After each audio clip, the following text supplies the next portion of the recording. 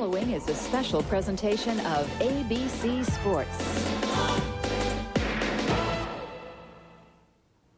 And hi, everybody. Welcome back to our ABC studios here in New York. We've got a lot more college football action coming your way. 4 different regional games around the country. Ohio State and Illinois, Oregon, California, Virginia, Clemson, and Oklahoma, Texas at the Cotton Bowl. But now, the latest in the Judge Clarence Thomas confirmation hearings. Let's go to ABC News and Carol Simpson. ABC News has been following the second day of extraordinary Senate hearings on Judge Clarence Thomas's nomination to the Supreme Court. Senators have been questioning Judge Thomas for more than 5 hours today about Professor Anita Hill's charges that he sexually harassed her. To bring you up to date, Republican Senator Arlen Specter suggested that Professor Hill may have perjured herself. Let's go right now to ABC's Jim Wooten, who's been following the hearings since they began. Jim? Carol, Senator Specter focused on Ms. Hill's Friday morning testimony in which she denied that she'd ever been told by anyone that her confidential charges against Judge Thomas would force him to withdraw his nomination. Then Specter turned to her testimony yesterday afternoon in which she said, yes, something like that might have been suggested to her by a member of Senator Metzenbaum's staff. Metzenbaum is a Democrat who was opposed to Judge Thomas's nomination. Then Judge Thomas himself said whoever told Ms. Hill that should be brought before the committee and answered to the American people. At which point Senator Metzenbaum said he called for a Senate ethics investigation since his staff member was just trying to do his job. And Senator Thurman, who was equally irate, said he preferred an FBI investigation as the real one. That's about where it stands right now. Jim, is this enough to really shake her credibility? Well, that's what it's all about, Carol. Those who favor Judge Thomas's nomination to the court have been attempting all along to establish that she is not a credible witness, that what she says could not be true because A, Clarence Thomas is not the sort of fellow who would do or say those kinds of things, and B, she is the sort of woman who would say and do those things that she has done here. Okay, thank you very much. Jim Wooten on Capitol Hill. That's the latest from the Senate hearings. We'll keep you updated as events warrant. I'm Carol Simpson in Washington. Good afternoon. Welcome to Memorial Stadium in Berkeley, the home of the California Bears, one of the big stories in college football this season. And today, the 13th-ranked Bears play host to the Ducks of Oregon. And here come the Golden Bears. 4-0, 2-0 in Pac-10 play. Both of those wins coming on the road, and today they begin a 4-game homestand. Hi, everybody. I'm Gary Bender along with Lynn Swan. If Cal wins today, their best start in 30 years, and they arguably have the best offense in the West. They have so many weapons. They're unbelievable. Everywhere you look on that offensive unit, they're capable of scoring touchdowns, short range, long range. Taking them a number of years under Bruce Tyler to build up this team, but with a multiplicity of weapons they have on offense, they're going to be tough to beat today. Well, one of those weapons has been slowed. Russell White. What's his status? Well, he's got an upper respiratory infection, and that's the least of what we've heard so far. The big question, since he's had this for 3 weeks and hasn't been able to recover, and he hasn't practiced all week, is he ready and fit for this ball game? His legs may be fresh, but we just don't know how strong he's going to be. Oregon comes in here 3-2. They have dubious opportunity of playing the 2 unbeaten Pac-10 teams. In 2 weeks, they go against Washington. They have a first-rate defense, and on third down conversions, they're allowing only 26% success rate. Well, they've put other teams in a bind on third down. Then they're able to utilize what is best about their defensive unit, their secondary. Their people in the secondary can cover extraordinarily well. They've got a big guy in the middle, Marcus Woods, who is just solid and strong, and he takes care of the short stuff. But they're going to be up against it because Cal is so balanced. Well, and Oregon has a new quarterback. Brett Salisbury will get his first start, but they're excited about him. He is very excited. Yesterday he celebrated his 23rd birthday. He is a drop-back passer, which is good for this offensive system. But the big question is, with Cal's aggressive defense, they love to blitz, and we saw it last week against UCLA. Can he read it? Can he get the ball off? Will he succumb to the pressure? All right, let's catch you up to speed now. The number 1 and number 2 ranked teams in the country won. Florida State over Virginia Tech in a game you just saw on ABC. Miami over Penn State.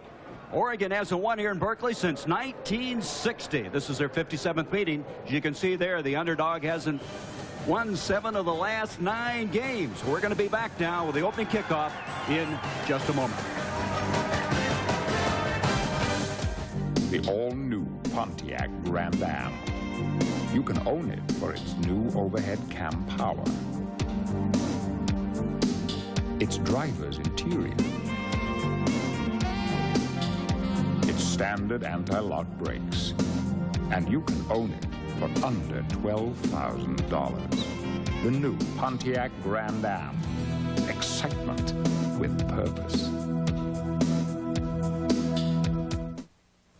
This is a commercial for this clever little portable CD player from Magnavox, the inventors of CD technology. I'm sorry, actually, this is a commercial for the ingenious Magnavox 13-inch TV with a built-in VCR. I'm sorry, this is really a commercial for this brilliant 52-inch TV with 100-watt Dolby surround sound. I'm sorry, wrong again. This is supposed to be a commercial for this Magnavox 386 notebook computer. Hang on, we haven't finished! Oh, I'm sorry. The ingenious products from Magnavox. They're smart, very smart. If you have a house as messy as this, and a son as helpful as this, get a shop vac. Look at the power this baby's got. A shop vac wet dry picks up everything from nails and wood chips to broken glass to gallons of water. Thanks for the car, Dad. Yep, there's no telling when you'll need the power of a shop vac. Don't forget to get Steam Team, the attachment that turns any shop vac into a powerful carpet cleaner. Even a four-time Super Bowl champion knows to stay in the game, it's important to get the nutrition of whole grain. These guys don't have it. Wheaties does, made with 100% whole grain. So no matter what you're going for, better get your whole grain. Hey, Joe, you gonna come back for one more bowl? You better believe it.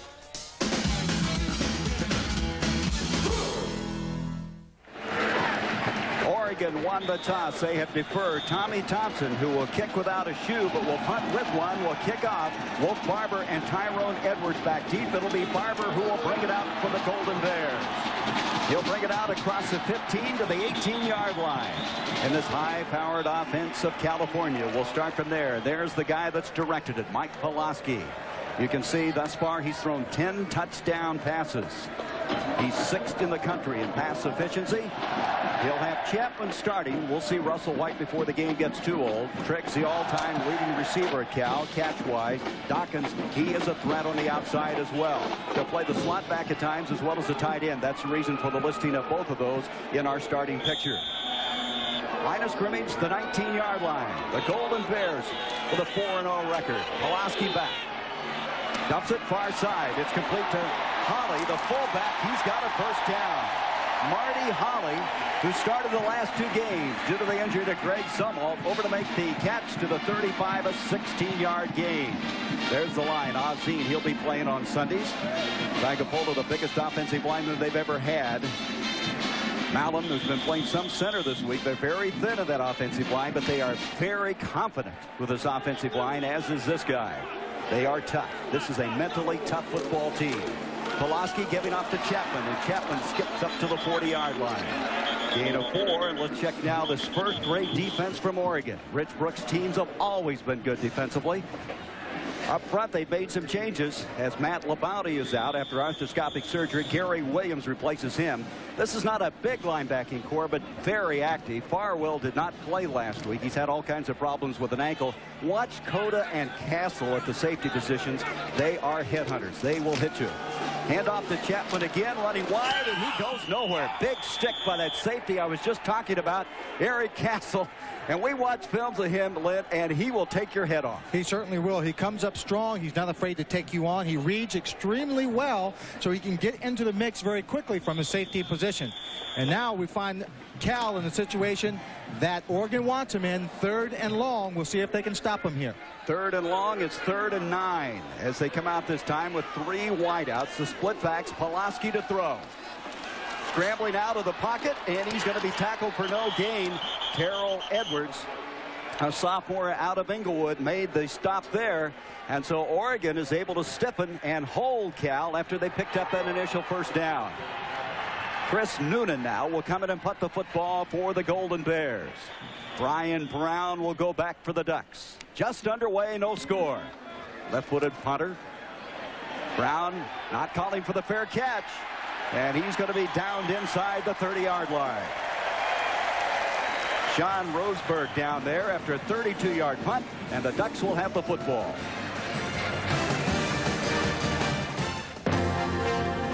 ABC's College Football.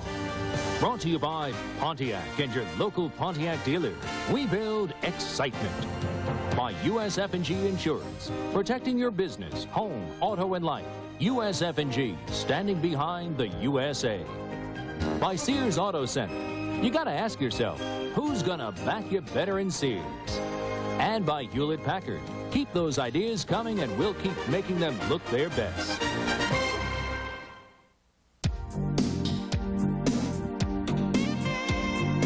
It's about style. It's about power. It's about control, the security of standard anti-lock brakes. It's about $12,000. The all-new Grand Am Sports Sedan. Excitement with purpose. Working out, working hard. For cotton comfort on the move, the underwear is fruit of the loom. Under more men's clothes, you'll find the comfort of soft cotton. Comfort that moves with you.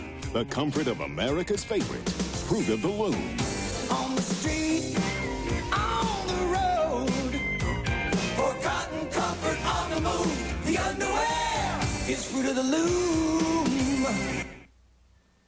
There's a difference when you're flying. Where are we going today? I'm going to Grandma's house. With someone who shows how much they care.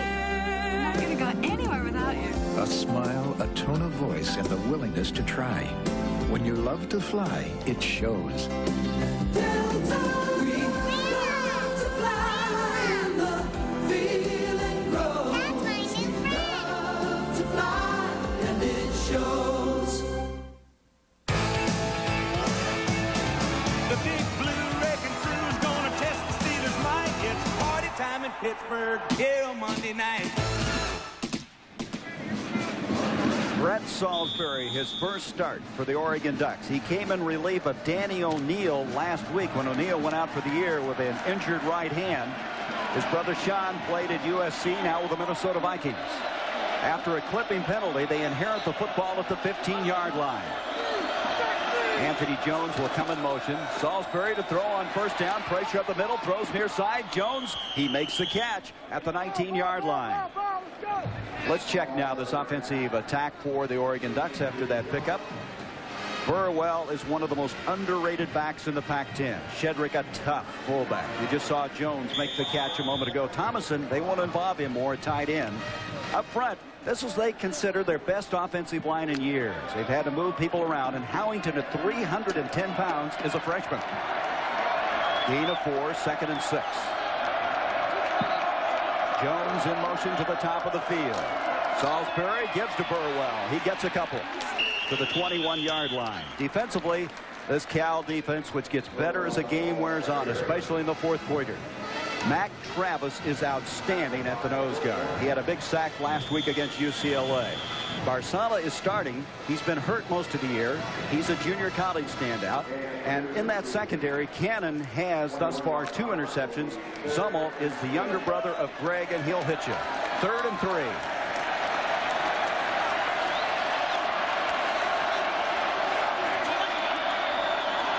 Jones in motion to the near side. Salisbury sprinting this way. He's got the completion of Burwell. He's got the first down. Burwell out to the 30, so they bring Sean Burwell out of the backfield, connect with him. An 8-yard gain, and Burwell makes him a different football team. He does, because he has such great versatility. Now, when you line up against Cal's defense and they show you that 8-man front, what the Oregon offensive team wants to do is come up with a couple of timing plays and get into a rhythm, so you don't have to worry about a guy beating another man, but the timing of the play is more important. Also, it gives Salisbury some confidence. Early going, his first start, and he's connected on a couple of passes. Now out to the 30-yard line. Salisbury to Burwell. Nothing on this play. Swarming Cal defense. Chidi Ahanatu was there, also number 36, Cornell Collier. He's kind of the elder statesman on this Cal defense. A defense that they call the no-name defense, but starting now to get some recognition. Well, every player on this defensive unit has a chance to make big plays, depending on how the offensive units decide to block them as they line up in their 8-man front. I don't think they're going to be as aggressive early in this ball game. I think they want to just come out, play a solid technical football game, and then just see what Oregon is trying to do. Loss of 1, 2nd and 11 now from the 29-yard line. From the shotgun is Salisbury. Deep drop, look out, backside, it's loose. Ahanatu has picked it up, but they're going to roll it back dead. The ball will be dead at the 14-yard line. A big hit from the backside by Jason Wilburn. Untouched. Wilburn hit Salisbury blindside, and the ball had to come loose.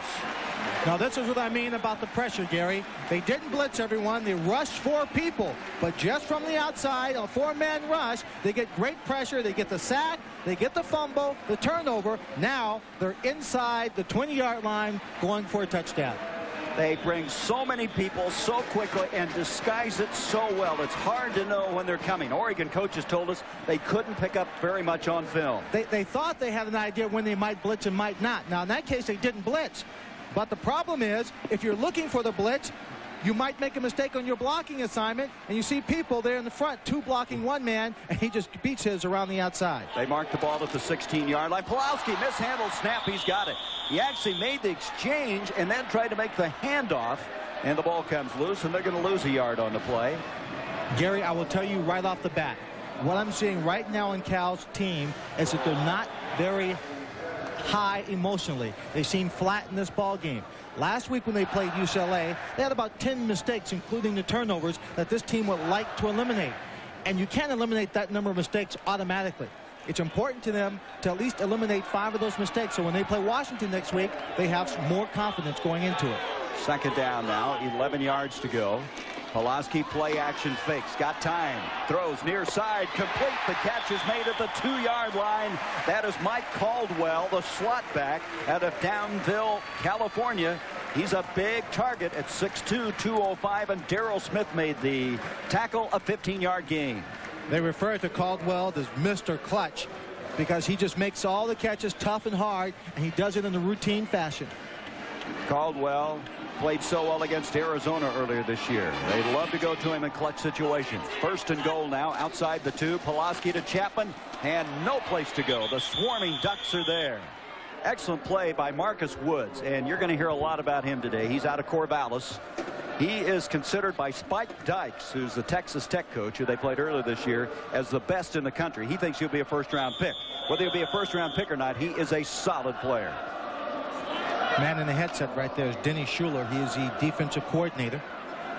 And of course, this is such an intertwined game between Snyder and Brooks. They have so many friends. They played on the same teams. They've coached on the same teams. It's like a big family, but a family feud today. 2nd and goal from the 5. Here's Chapman again, and Chapman back to the original line of scrimmage. Pretty good stick that time by Oregon, as Doug Douglas, who is starting to place the injured Ernest Jones, is over to make the stop. You know, Chapman's a good football player. He's had 2 100-yard games, but of course Russell White has gotten all the publicity, but Chapman, he is no slouch. Not at all. He injured his ankle a little bit in the Cal game, so he's not at full strength. Take a look at this 3rd down conversion rate. Is that an amazing stat by Oregon? And look what Cal has done. Here's a 3rd and goal. Pulaski on a rollout. End zone, touchdown, Brent Woodall, the tight end.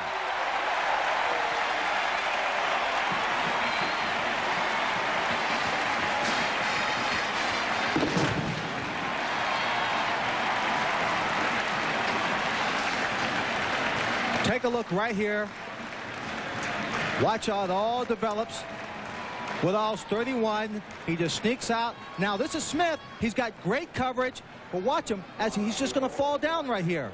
Right there, he falls down, and the play opens up. But Oregon had a defense perfectly until Smith fell down. Point after attempt now by Doug Bryan. It's 7-0. So Cal able to convert on the turnover. They take it 16 yards, and they lead it 7-0.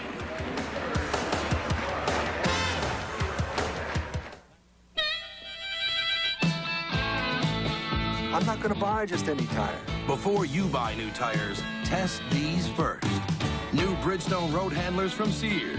Drive them anywhere for 1,000 miles. If you're not convinced new Bridgestone road handlers are the best tires you've ever driven, Sears will replace them free. When they say it's guaranteed, it's guaranteed. From subcompacts to vans, Sears has a Bridgestone road handler backed by lifetime free replacement. Who's going to back it better than Sears?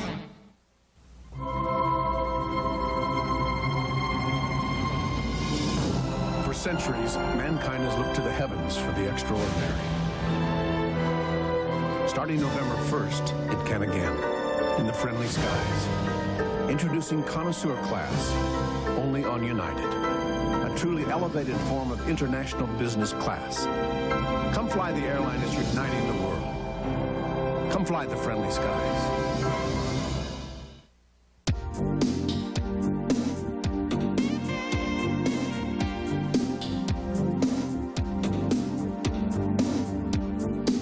Has a breathtaking shape.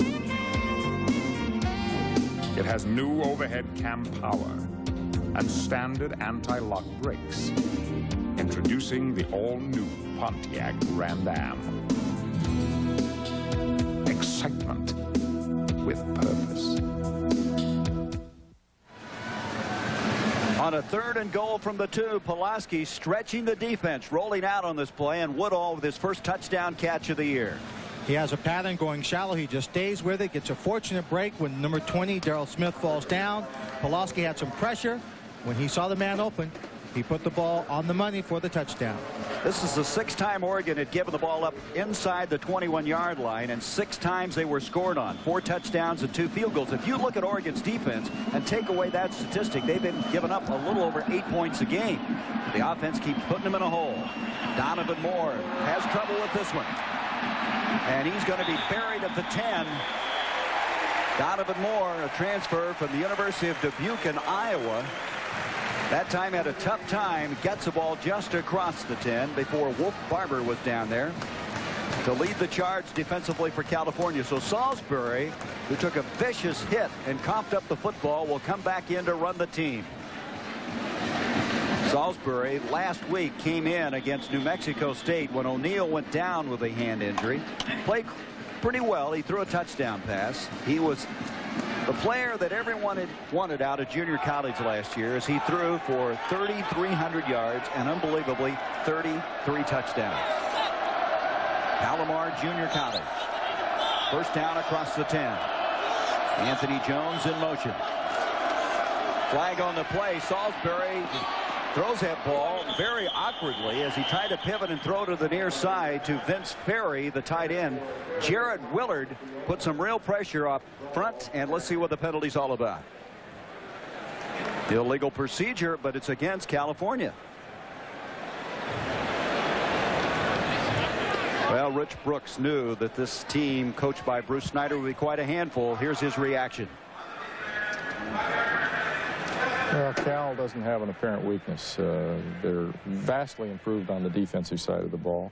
Their kicking game is very, very solid, and their offense is, I think, very explosive. They have the pass and the run and a lot of different ways to attack you with different weapons.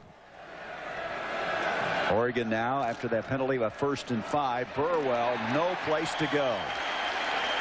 Burwell has done such a good job. He's averaged almost 5 yards a carry. They feel he might be the best running back at the U of O since Bobby Moore, now known as Ahmad Rashad. And that time he just picked up maybe a yard. Let's make it 2nd and 4. Ryan Perry, the defensive end, making the stop. This time 2 receivers split to the top. That'll be Bryan along with Ronnie Harris. 7-0 Cal with the lead. 8 minutes left in the first quarter. Salisbury sprinting out, throwing far side, and the catch is made at the 19 by Anthony Jones. That ball had to be right there because defensively Cal had deployed themselves well. It's going to bring up now a 3rd and a yard to go. Chris Cannon was defending on the play. One of the things that is very possible with this Cal defense is forcing quarterbacks to call plays at the line of scrimmage. Looked like Salisbury was doing just that. And once you get a quarterback to change that call, then you make another adjustment in your defense. Now, if he thought the blitz was coming, he makes a mistake. They drop back in his zone, more people in the coverage. You can see Cal's had a tough time stopping teams on third down, giving up half of them successfully. Here's a 3rd and 1. Salisbury in a lot of heat. It's picked off by Wolf Barber. He's got it at the 20. He has clear sailing to the goal line. Touchdown, California.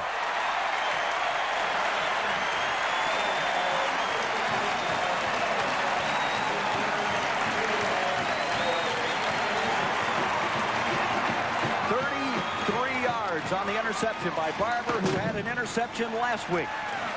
They're looking for pressure. It's a half roll. He's going to throw in between the seam, but as you said, when you talked about sailing, this ball sailed, Gary, right over the receiver's outstretched arms into Wolf Barber's hands, and he hugs the sideline and goes in for the score. Barber having back-to-back interceptions, one against UCLA's Tommy Maddox, this one for the touchdown. The point after makes it 14-0. And Cal has jumped on top early. We still have 7:06 to go in the first quarter.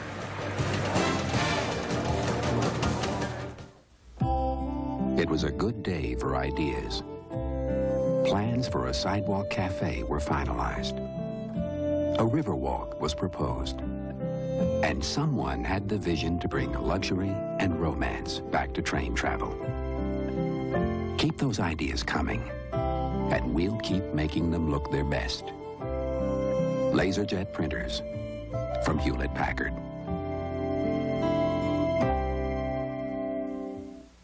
This town is sending more people to the 1992 Olympic Games than the U.S. and Russia combined. It's the home of Olsen Travel World. They rush out thousands of tickets to the Olympic Games by express mail, guaranteed overnight service. Express mail picks up unlimited packages for one low charge.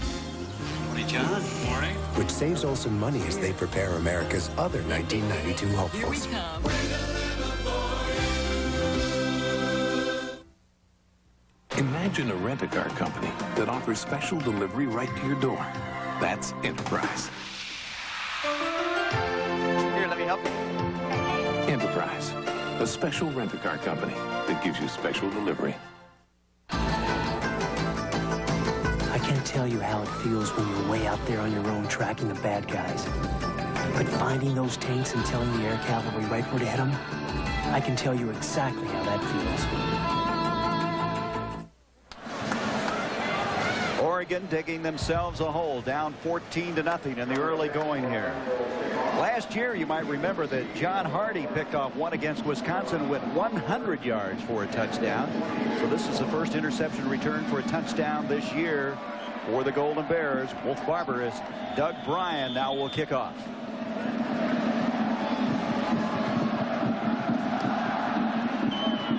Bryan will kick this one to Donovan Moore. He fields this one much more successfully. Brings it up to 20. He's got a big block across the 25. And they're out to the 30-yard line. 24-yard return. Well, Monday night on ABC Sports, the New York Giants storm into Pittsburgh to take on the Steelers. Boy, Jeff Hostetler's playing very well right now for the Giants. And, of course, LT. And then we'll let Lynn Swan talk about the Pittsburgh Steelers. Well, we're hoping for a storm in Pittsburgh to kind of blind the Giants a little bit. The Steelers not playing as well as I'd like for them to play, and a lot of people around town, but they have a great defense. So it'll be a formidable fold for the Giants offense. That's Monday night, the Giants and Steelers. Salisbury giving off now to Burwell. This is the best field position that Oregon's had as he brings it out to the 39. And Oregon needs some success now as Chris Cannon made the stop there. After being shocked early in this game, 14-0, they need a sustained drive in the worst way. Gain of 9 on the last play, 2nd and a yard. Oregon needs to have a few plays that they can run, Gary, regardless of whether it's blitz or zone, that they can just block, put out there, not for big gains, but 5 or 6 yards here and there. There's going to be a first down run. Lon Shedrick, the big fullback. And he's got a step on you. He can take it a ways. They like him a lot. He's had all kinds of injury problems, and he picks up a first down, a gain of 10, out to the 49. Willard and Ray Sanders make the stop for California. There's Willard. He made the big stick last week that shook the ball loose from Maury Toy of UCLA that led to that game-winning field goal. First down at the 49. Little mix-up there. Burwell and Salisbury collide. The ball comes loose, but I think it's going to be ruled down. It is. Well, that play never did get started. Salisbury and Burwell collided. That's the problem you have, Lynn, when you have a change of quarterback. Timing always difficult to establish. And it just doesn't happen 1 week of practice, or it doesn't happen because you come in the middle of one ball game. It takes a little time to develop. 5:42 to go, first quarter. Cal has jumped to a 14-0 lead, using a turnover to score the first, the second an interception to score the second. And they're on top, the 13th ranked Golden Bears leading Oregon. Is this pass intended for Anthony Jones on the near side? Artis Houston defending on the play for California. Beautiful day here, Strawberry Canyon with Tightwad Hill in the background. One of the great settings in all of college football. And Bruce Snyder has the Cal faithful excited about his football team. There it is, Strawberry Canyon. Boy, this is something here. There's a lot of settings in college football, but it doesn't get much better than this. Third down, 10 yards to go. Salisbury rifles one, far side, diving catch. Nope, they're going to rule it hit. James Jesse tried to make a diving catch at the 37. He almost pulled it off, but it's going to bring up fourth down. We'll take another look at it. You can see that Salisbury has a solid arm, steps right into it. That's a long pass to throw on the sideline. We'll take a look and see. Hands are there. Oh, yep. It just came out of his hands, took a little bounce, and he trapped it, pulled it back in. Jesse has one catch this year, as Tommy Thompson, the sophomore, will punt the football. See, this time he has a shoe on as opposed to when he kicks off, and Brian Triggs will go back for Cal. Bounced it to him, but they didn't have a rush on. As an end result, he gets it away successfully, very successfully, as the ball's going to be downed inside the 10-yard line. Boy, it is fortunate for Oregon they were not coming after him, because that snap was so low. How this guy was able to get it away and do what he did was remarkable in itself. Now they're going to bring it out because they didn't get control of the ball. It actually bounded into the end zone for the touchback. Let's look at this again. Well, if this is World Series play, he'd be a great shortstop. Uses his body to block the ball, grabs it. As you said, no rush. He gets it away. But as you said, they didn't control it. The ball just went into the end zone under its own power, so the ball is back out on the 20-yard line. Willie Tate is the snapper, and we'll talk more about that later. That's going to be an adventure all day long. Handoff now to Russell White, who's into the game for the first time, and White for a couple of yards. We'll watch him very closely with that upper respiratory disorder as to how it will affect him. Inside 5 minutes now, 14-0 California. Both of their drives, they started deep in Oregon territory, converting them into touchdowns, one of them with the interception. And also in the ball game is Greg Zummel, number 28. He missed last week due to a knee injury. They're glad to have him back at fullback. 2nd and 7. Pulaski rifles one. Sean Dawkins on the receiving end has a first down catch at the 33. Muhammad Oliver over to make the stop, an 11-yard gain. And let's go to New York. Here's Roger Twibble. Thank you very much, Gary. Ohio State at Illinois, first road game of the year for the Buckeyes, and this would culminate a 13-play, 88-yard drive as Darren Boyer takes it in from 7 yards out. That drive consumes 6 minutes. Illinois leads Ohio State 7-0. Let's go back to Gary. Cooper hasn't beaten Illinois since taking over the Buckeyes. Pulaski now is 4 of 4 for 44 yards. It's the reason he's the top-rated passer in the Pac-10. Here's a handoff to White, diving forward. Moves it out to the 38-yard line. Russell White, who leads the Pac-10 in rushing, who last week brought this Cal team back in the fourth quarter with just some tough, hard running. It wasn't a lot of yards, but it was a critical situation. He came through when they needed him, and that's after going in at halftime and apparently having an IV in his arm, taking fluids. His mother supposedly came down from the stands, went to the locker room to make sure her son was okay. 2nd down, 6 yards to go. Handoff this time to White, and a lot of congestion as Marcus Woods, who Cal has a lot of respect for, jammed that one up over the middle. Russell White, you forget he weighs 210 pounds. His best game this year is 150 yards against Arizona, 133 against Pacific, and then last week 121 yards against UCLA. 3rd and 5 now for the Bears. So many weapons. A team that's averaging 44.5 points a game. Such balance between the run and pass. Pulaski again. Dawkins makes a great catch at the 50. He's got open field at the 40. A flag on the play as he's being dragged down by Eric Castle at the 36-yard line. Dawkins at 6'4", reached high into the air. That's a 25-yard gain. Let's see if it stands. A team to come after the catch, Gary.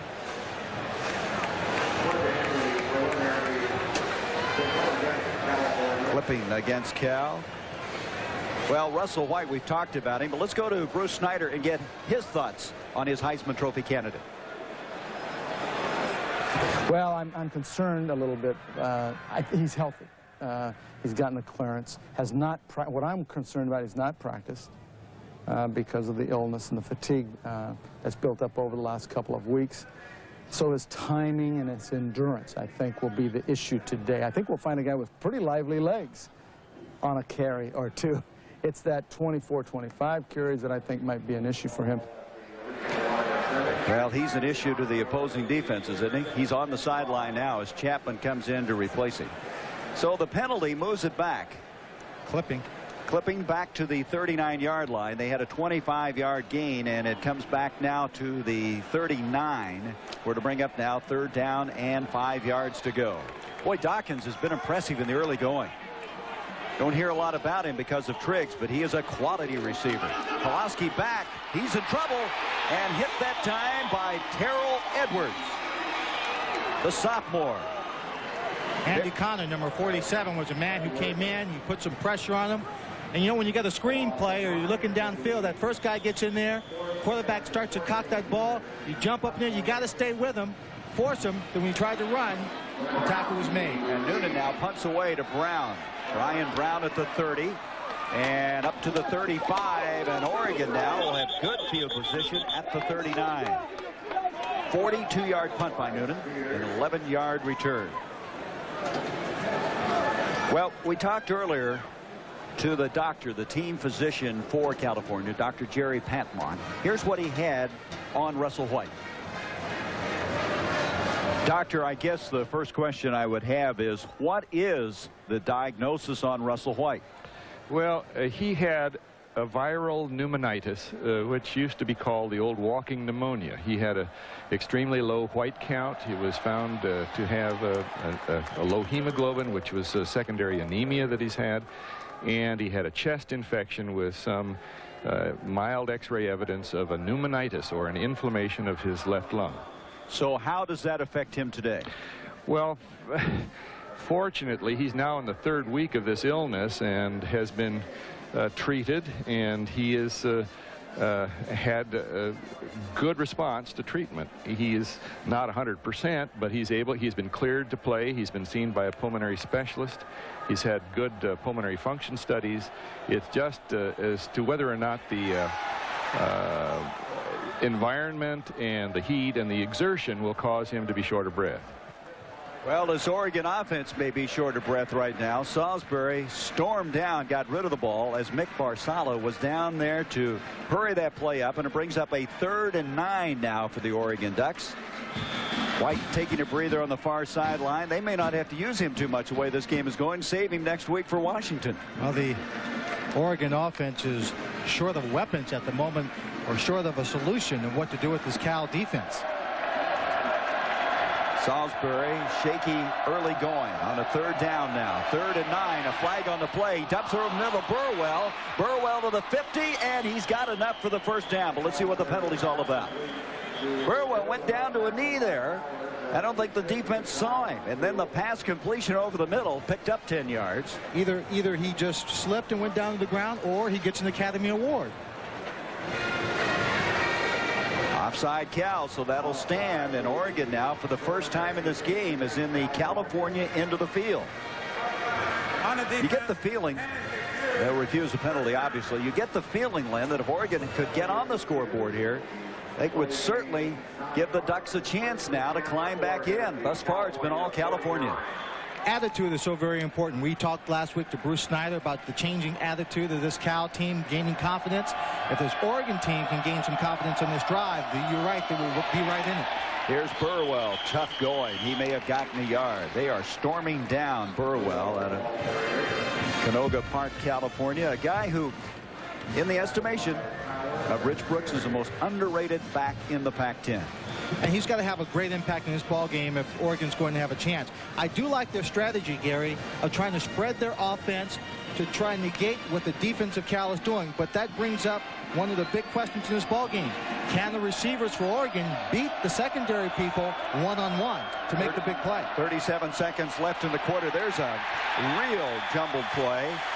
Salisbury took the snap, tried to give it to Burwell, and he and Burwell were fighting over the ball. Willard then storms him for a loss of 7 back to the 45-yard line. Little plays like that does not help your confidence. Well, it doesn't help your confidence, and even, look at that. Baylor being upset by Rice. Well, that'll certainly throw the Southwest Conference up for grabs. It sure will.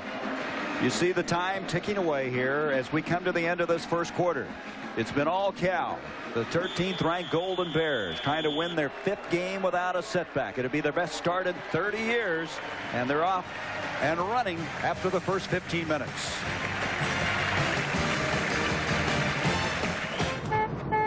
You could call one company to take your package to an address across town. And you could find somebody to take your package to any address cross-country. Then you could call a third outfit that could take your package overseas. And yet another that could take your package overnight. But there's only one company you could call if you only wanted to make one call. Brought just the essentials, huh? What? I think they'll have shampoo there. We'll not have Head and Shoulders. We're just going to be gone a week. Right, a week. Let's say it's the end of the week. We're rested, a little sunburned, and this stunning brunette sits down beside us. And that's the day your flakes decide to show up. Well, how do you know when they'll show up? It doesn't matter. Head and Shoulders helps take care of the condition that causes flakes. Because you never know. You know? Head and Shoulders, because you never get a second chance to make a first impression. Those figures for the meeting, you don't like them? Some things are so reliable, they seem invisible. Confusing, right? They're fine. For the last 9 years, Canon has been the #1 choice for copiers of uncompromising quality. No, really, tell me. You can tell me. They're fine. I'm your friend, tell me. And if you haven't noticed, that's exactly how it should be. We're not friends anymore. From compact to advanced digital color to high-speed copying systems, the choice is Canon. Call 1-800-OK-CANON.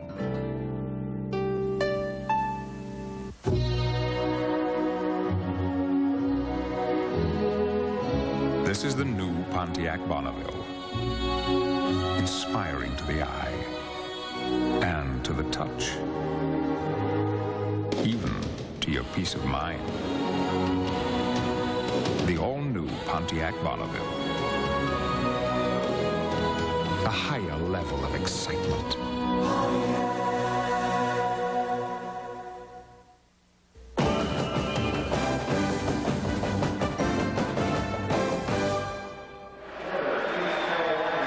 Well, they are in the cheap seats. They call that place Tightwad Hill. No one wants to pay the admission to come into this game today, and a beautiful setting over Memorial Stadium. Capacity here could be 77,000, and they're talking about a sellout next week for that Washington game. Start of the second quarter. Third down now. 16 yards to go for Oregon, trailing 14-0. Burwell, the single running back. 4 wideouts on this play. Salisbury to Harris, and is he hit? Tremendous hit by David Wilson. Well, if you look at the first quarter statistics, the thing that jumps out, the 2 turnovers. The 2 big turnovers by Oregon resulted in touchdowns by Cal. And other than that, there's not much offense we've been looking at this afternoon so far. Well, they went 16 yards after a fumble recovery and then the 33-yard interception. And that's where we are right now as Thompson will go back to punt the football. Brian Triggs will go back for Cal.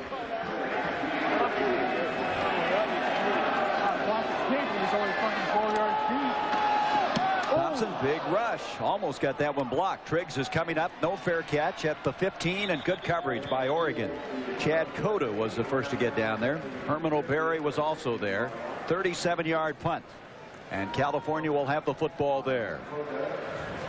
Well, let's catch you up. After the fumble recovery, Woodall with his first touchdown catch of the year from 2 yards out from Pulaski. And then Wolf Barber picked off a pass, raced in 33 yards away, and at the 7:06 mark of the first quarter, 14-0. Just across the 15 is where Cal inherits the football. This is Chapman with the ball, and Chapman out to the 21-yard line. Joe Farwell over to make the stop. Chapman built very low to the ground, 5'9", 180 pounds. Academically ineligible a year ago and getting a lot of playing time. We have a man shaken up for Oregon. It's Marcus Woods, and that is an injury that Oregon can ill afford right now, as Woods is by far the leader of that defensive forward wall. They've already lost Matt LeBounty along with Jeff Cummings. Atlanta 6-1 on the Pirates. I think that Tomahawk chop is going over there now. They probably got that started, don't they? Well, when the score is 6-1, I think that means that Smiley is not pitching like a 20-game winner. They have not had a good record in Atlanta. Here is Woods. He hasn't been playing great this year, but good. And one of the reasons is he's had ankle and arm problems. They expect great things from this guy. And Woods out of Corvallis, got away from Oregon State to come to play for Rich Brooks and the Ducks of Oregon. So he's down right now. It looks like the left leg. Well, he came into this game with an injured ankle, and he had not been playing well. They were looking at his knee right there. Good to see him up and walking off. Rich Brooks has to be breathing a sigh of relief there. In fact, he's now running in place. So I think we're going to see number 69 again. Salili Malapei from Honolulu, Hawaii, has come in now, replacing him at nose guard. 2nd down and 5 for the Bears. Trigg split to the top of the field. Sean Dawkins to the near side. Pitch to Chapman. Chapman 25. Chapman lowers his head, and he's got a first down out to the 28-yard line. Gain of 6. Eric Castle made the stop. What Cal needs, they're out in front with 14 points, but what they need right now in terms of their overall approach to this game is for the offense to take a little bit more control, put together a long drive, let White sit out, utilize other people in this ball game. Here's Chapman the other side across the 30, showing his quickness, lowers his head, and he's got another first down. The ball comes loose, but it's blown dead. That's a 12-yard run. You mean you don't think Bruce Snyder wants to continue to be the cardiac kid? They've had to pull the last 2 games out in the waning seconds. Looking ahead, next Saturday here on ABC, it's a doubleheader afternoon. First live at 12 Eastern, 9 Pacific. The 4th-ranked Volunteers of Tennessee march into Alabama to battle the Crimson Tide. Then at 3:30 Eastern, 12:30 Pacific, regional action begins when number 3 Washington battles the Cal Bears here. You'll see Illinois at Iowa, Colorado, Oklahoma, or Texas A&M and Baylor. First down for the 40-yard line. Blitz coming up the middle. Pulaski gets rid of it. Dawkins is down here. He makes the catch. Dawkins against Mohamed Oliver. Up the middle, a blitz from James Batista, but Pulaski stayed and threw the ball in the face of all of that and completes a 41-yard strike. Well, Pulaski hangs tough. It's good play action. Buys himself a little bit more time to watch the hit he takes. He releases, opens himself up, and takes a shot, but the ball is skyward, and when it comes down, there is all of 6'4" Dawkins there to make the catch. That is a catch made purely because of a height differential. He had 6 catches for 62 yards last week. He already has 4 touchdown grabs, 41-yard catch, and here's Russell White back into the ball game, and White will negotiate the 15-yard line. Eric Castle over there to make the stop. Okay, this offensive line of Cal is really coming off the ball. They're going to have to really open up some holes, take more pressure off Pulaski. I mean, they protect him well, but they can open up the big holes where White and And Chapman don't have to take the big hits coming through the line. That's really going to be important to them for the rest of the season. Pulaski, we talked about his efficiency in passing. He's 6 of 6 now for 100 yards. Not bad, huh? 8 of 4. Second down, 6 now from the 15-yard line. Here is White. White makes a nice move. He's going to duck it inside the 10 to the 5, lunges to the 1, and that's the Russell White that is just so extraordinary. When it doesn't look like there's much there, he gets more, and that's a 13-yard gain. Boy, is he strong and elusive. He's got the complete package. It'll be 1st and goal. Well, you see much more of his strength, Gary, in this run because he takes it to the outside. He's not quite as smooth when he makes his cut. Good move to get inside, but now watch, he just decides to come inside. Then he lowers his head. Good balance there as he almost breaks it into the end zone. 1st and goal at the 1. White diving. Did he get in? No. No indication of that. It'll be 2nd and goal. He got spun around on that play. Tremendous hit by the interior of that Oregon defense. The ball has to break that plane, and when he went in or tried to go in for the touchdown, his body got spun around, so I think he was in the end zone from his knees down. Well, they'll go after it again. White still in the backfield with some all ahead of him. White this time diving in. He lunges across, and California has taken a 20-0 lead. That is his 6th touchdown run of this season. Although White did not practice all week long, his legs got a chance to rest. He comes in this ball game fresh. The coaches are putting him in the ball game, making sure he doesn't lose that game readiness, I believe. I tell you, Cal hasn't lost their game readiness. Here is Bryan making it a 21-0 lead. Well, 13th ranked. They'd like to move into the top 10, and right now they're making quite a statement.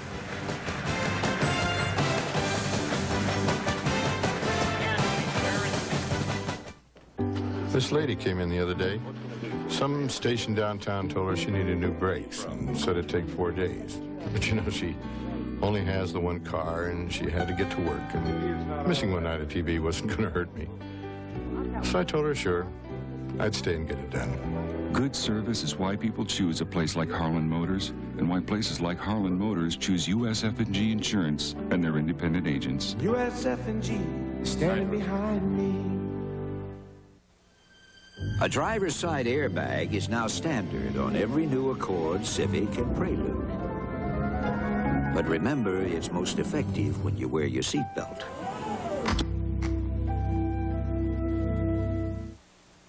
This is a commercial for this clever little portable CD player from Magnavox, the inventors of CD technology. I'm sorry, actually, this is a commercial for the ingenious Magnavox 13-inch TV with a built-in VCR. I'm sorry, this is really a commercial for this brilliant 52-inch TV with 100-watt Dolby surround sound. I'm sorry, wrong again. This is supposed to be a commercial for this Magnavox 386 notebook computer.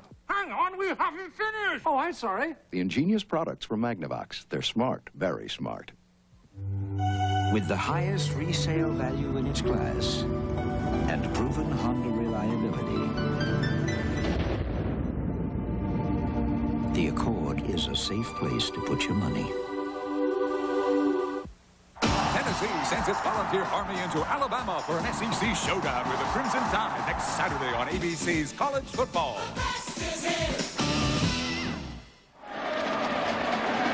Well, they grow them young here, the Cal Bear fans, and they got to be happy thus far. 21-0. The Golden Bears. Bryan to kick off. It's going to be short. It'll be Donovan Moore for the 3rd time, and he bobbles this one. 2nd time he's done that, and Moore brings it out to the 18. Boys have a tough time fielding those kickoffs. As an end result, Oregon will not have good field position again. Artis Houston over to make the stop. Coming up at halftime on the Prudential Halftime Report, Roger and Bo run down the top 25 scores and bring you the latest college football news and highlights, plus a recap of Miami's victory over Penn State, extending their home unbeaten streak to 39, the longest in the nation. And Dennis Erickson has never lost in the Orange Bowl since taking over as head coach of the Hurricane. We have a procedure call now against Cal. So now Oregon will come out of there with better field position. think they're going to have him kick it off again. Well, they should, and maybe Donovan Moore will get it right back there. He's had a real tough time fielding those kickoffs. See if he'll go back again. They have Oliver back there. They're going to switch Moore to the near side and put Oliver to the far side. Bruce Snyder over there walking up and down the sideline. You have to make a transition when your team starts to win a lot of football games and you're having success. You spend a little more time trying to make sure you cover all your bases, making sure their attitude is in the right place. I thought Bruce was a little more tense, Gary, even this week than we saw him against UCLA. But he's got one thing going for him. He's wearing the same sports jacket. He says it's older than any of the players he's coaching, and he'll never give it up as long as they continue winning. Or as long as he never gains any weight. And he says it's totally out of date, but he's still going to wear it. Something with a big wide lapel. 5-yard penalty moves the ball back to the 30, and Bryan will kick off now. 11:52 to go. First half, 21-0 the Bears. Line drive, and this will go out of bounds, so they'll get it at the 35-yard line. So they pick up a bunch of yards off that penalty. So Bryan, who's just been absolutely sensational, winning the last 2 games with field goals, that time having a tough time getting the ball on the field of play. So Oregon will inherit it at the 35-yard line. You have the option of taking a 5-yard penalty, taking it out at the 35, or where the ball goes out of bounds. Talking about having troubles. You see Oregon miscues and results. Opponents scored 48 points on offensive miscues, and they continue it here today. And here's an interesting development. Well, they have the option. They can but why would you take a penalty instead of taking it to the 35-yard line? Well, I don't know, Gary. Maybe he figures he can get the ball in better field position than the 35. Illegal procedure. Kicking the ball out of bounds against the kicking team. New rule. The offense will take the ball at the 40-yard line. Oh. Well.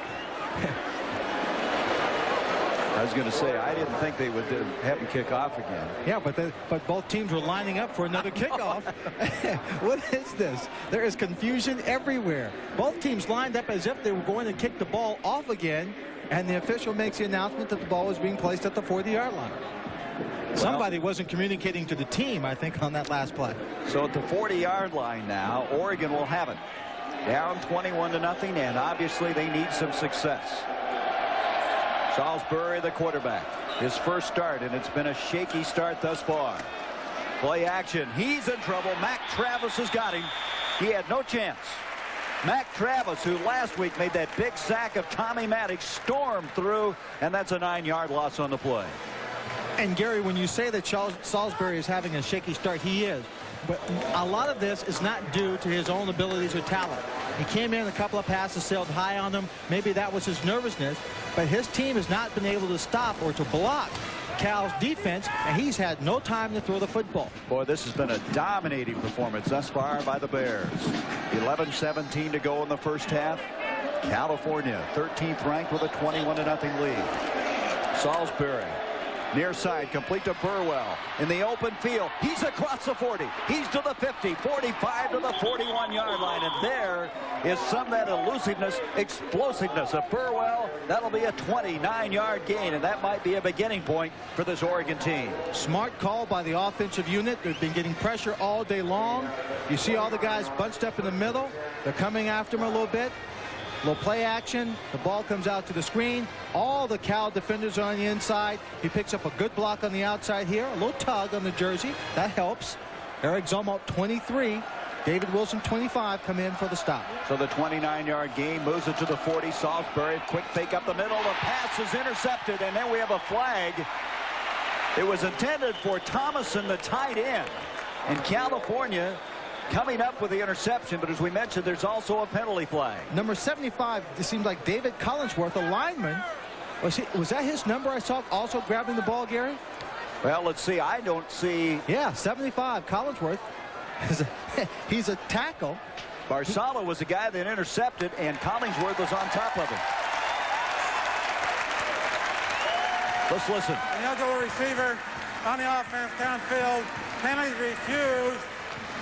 California ball. And so the interception will stand. Let's look at it again. At the bottom of the screen, there's the ball going. He's looking for a receiver. And that's 75. Collinsworth blocking. And the ball's picked off, and he reaches and grabs it. But they're saying he's downfield. That was a penalty. Illegal receiver downfield. They refuse it. They've got the ball. Another turnover. Well, they spot him for being downfield, but Barsalo made a heck of an interception there. You know, he was picked as the Pac-10 Newcomer of the Year defensively. He's a junior college transfer. He was headed to Ohio State, found out the transfer rule. He'd only have 1 year of eligibility, so then elected to come to the California Bears. And here is Chapman across the 40 to the 41-yard line. Gain of 4. It'll be 2nd down and 6 yards to go. But the coaches told us like last week that they felt that Barsalo was under practice. I mean, he came in. He didn't get a lot of reps in the summertime. He was in a motorcycle accident. He was out, so they didn't feel like he had the practice time, so they weren't having him play quite as much. But they started him today after not starting him last week. 3 turnovers in the game by this Oregon team. Here's Chapman straight up the middle, and he'll take it across the 50. Bounces down to about the 49-yard line of Oregon. Eric Castle made the stop, an 11-yard gain. What a luxury to have. When you don't have White, you got Chapman. Last year, it was White and Anthony Wallace. So, I'll tell you, Bruce Snyder has really developed this program. Not only do they have some frontliners that can play, they've got some depth. And when White's injured, as he is now, not playing as much, perfect opportunity for him to come in, keep the team moving. Here's Pulaski faking the pitch. In a little bit of trouble, and he's just going to throw it to the far side, and Triggs, a juggling catch. I thought he was going to throw the ball away, and he eventually makes a connection to Triggs, and it's a 20-yard gain inside the 30-yard line of California. That was a remarkable catch. Absolutely remarkable. He gets on the sideline. You think the ball is going to be picked off. Pulaski under pressure. Buys time, buys time. Now watch this play. The ball is hit by the defensive back, goes off Triggs' chest in the air, and he stays with it for the catch. 142nd of his career, which is a Cal record. Pulaski is 7 of 7 now, 120 yards. He's putting on a clinic. He's rolling to the near side, buying some time. Up the field, and that'll be his first incomplete pass. Intended for Triggs. Castle defending on the play along with Darrell Smith. Every time Triggs catches a pass, he extends that reception record that he owns, and he would also like to get the record for career yards as a receiver. That's held by Wesley Walker.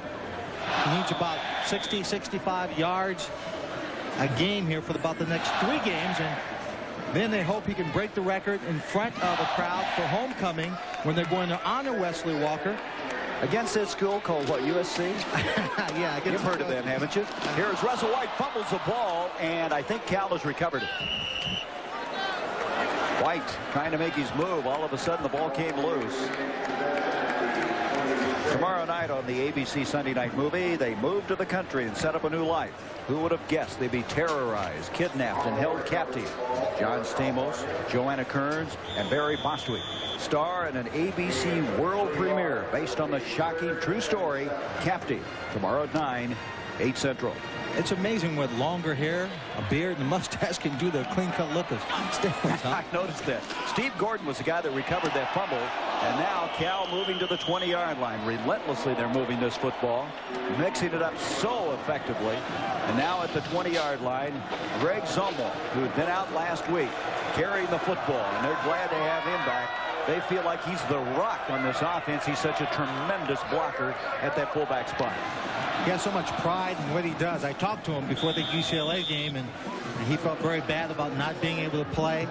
But he said when he blocks, he just takes a tremendous amount of pride, likes to run over those people, take them out.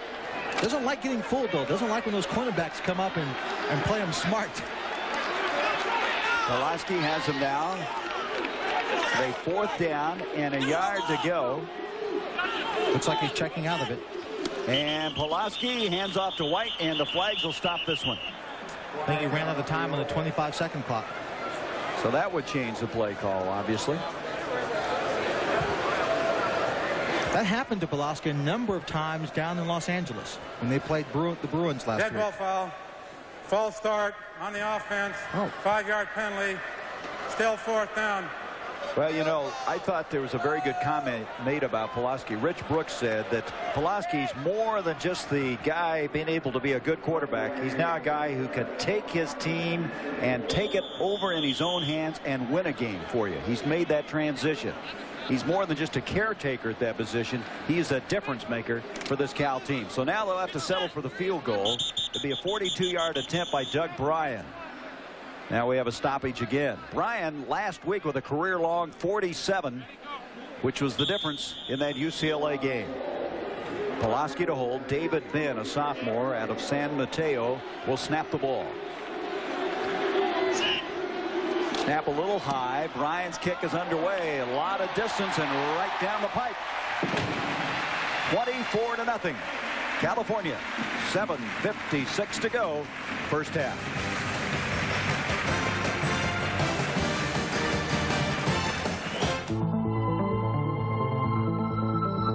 It was engineered to a higher standard with one of the world's most advanced suspension systems. It is nearly invisible to the wind. When it was built, it became an instant classic. The Accord Coupe from Honda. Everything else is just water under the bridge. College is a tough climb. Joining the Army could make it easier. You can earn money for your education with the Montgomery GI Bill and the Army College Fund. And you'll develop the confidence and determination that can get you to the top in college and beyond.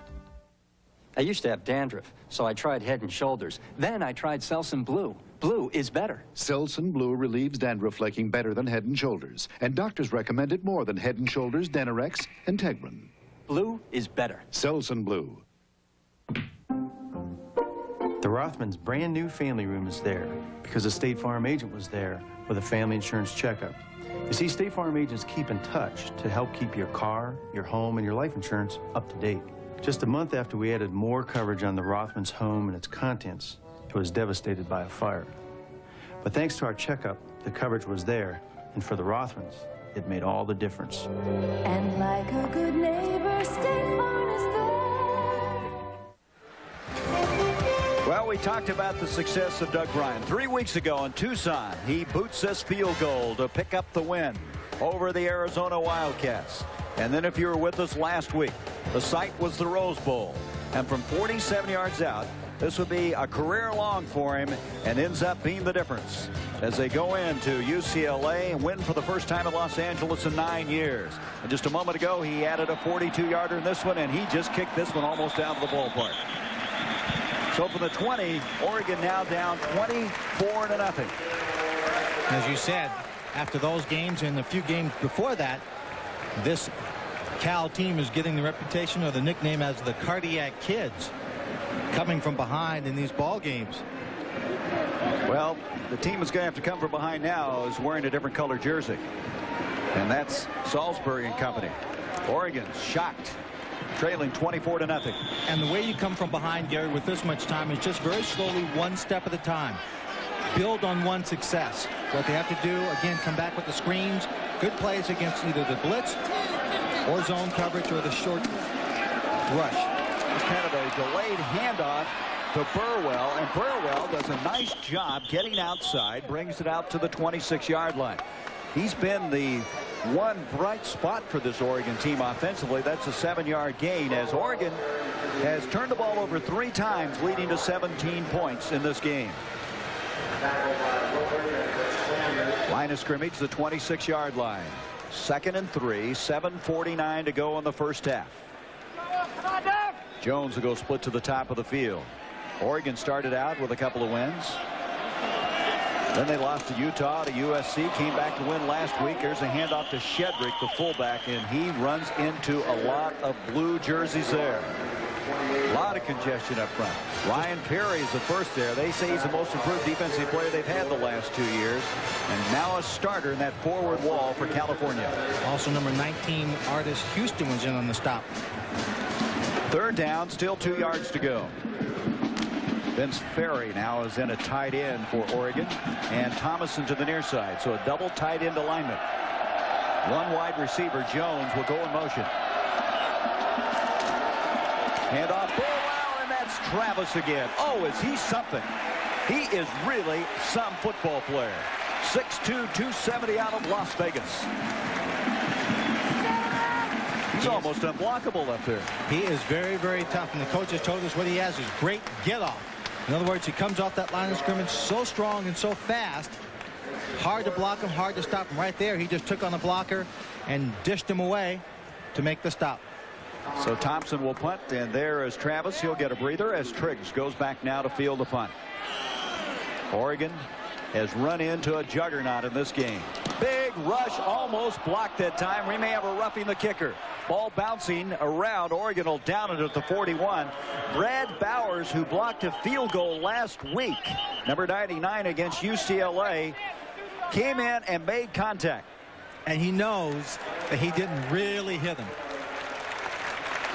You know, he knows he didn't really hit him hard. The ball got away, and he just bumped into him.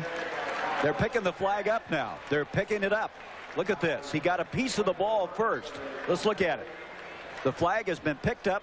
He got a piece of the ball so he can make the contact. So it ends up being a 31-yard punt. Bowers did the job. He's 6'7". Cal with a 24-0 lead.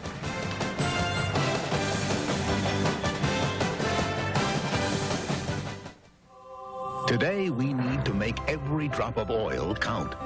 So at BP, we're using advanced drilling techniques.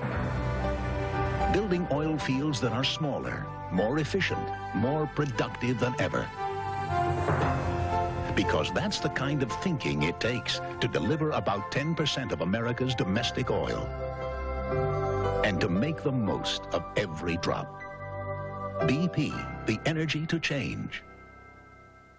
I helped my dad build this place. Well, help. I was so small I could barely swing the hammer. But he taught me a lot about tools. He used to say, you can buy cheap tools every couple of years. Or you can buy Stanley once. Since 1843, a company from New Britain, Connecticut has been helping people do things right. Stanley. I even take my tape roll fishing. Well, that way I'll know how big a story to tell.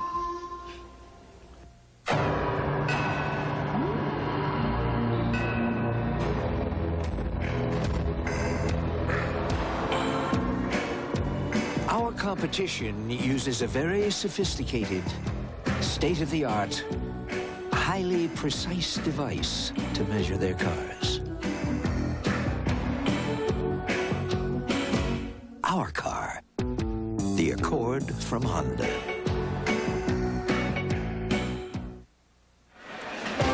Well, there's quite a connection between the Oregon coaching staff and this California coaching staff. Head coach Bruce Snyder, some of his assistants played at Oregon, coached at Oregon. In fact, I guess both Snyder and Brooks were pretty good football players, defensive backs in their days. And there are some of the Cal Brain Trust, and they got to be happy the way this game's going. Wow, 24-0, 6.5 minutes left, first half.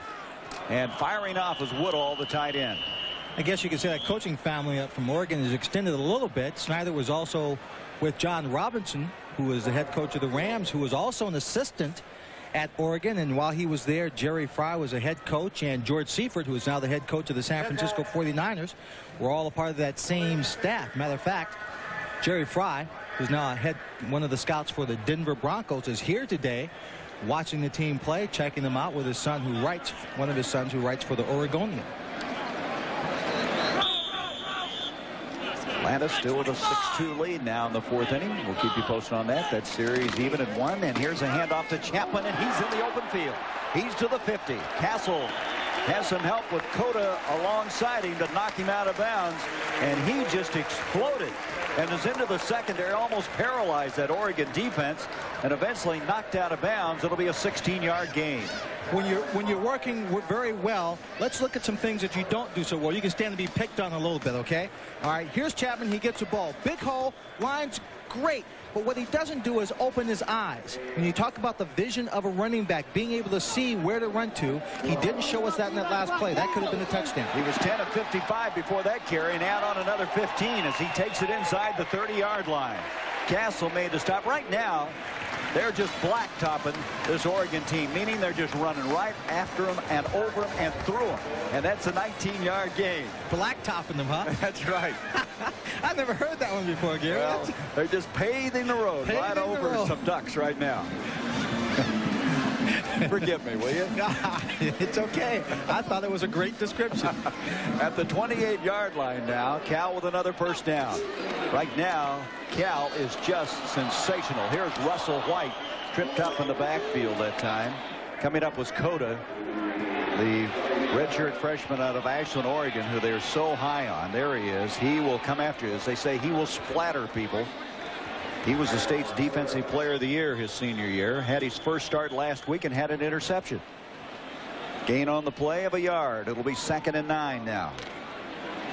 Man coming off the field, Tomapiao. John Tomapiao is coming off. There he is, 46, and he's a little shaken up. He's out of the California area and one of those names that you have to work on for a while. Tomapiao.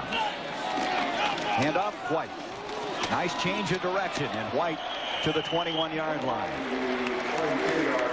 With the 21, it'll bring up now a 3rd down.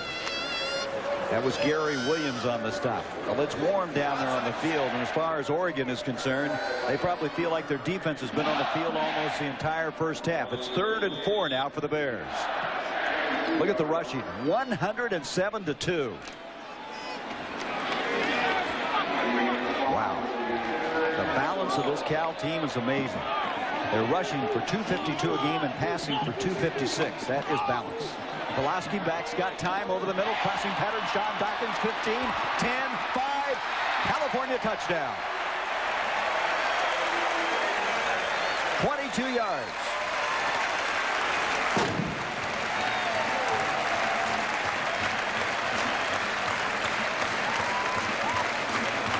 We talked about Brian Trags being the all-time receiver.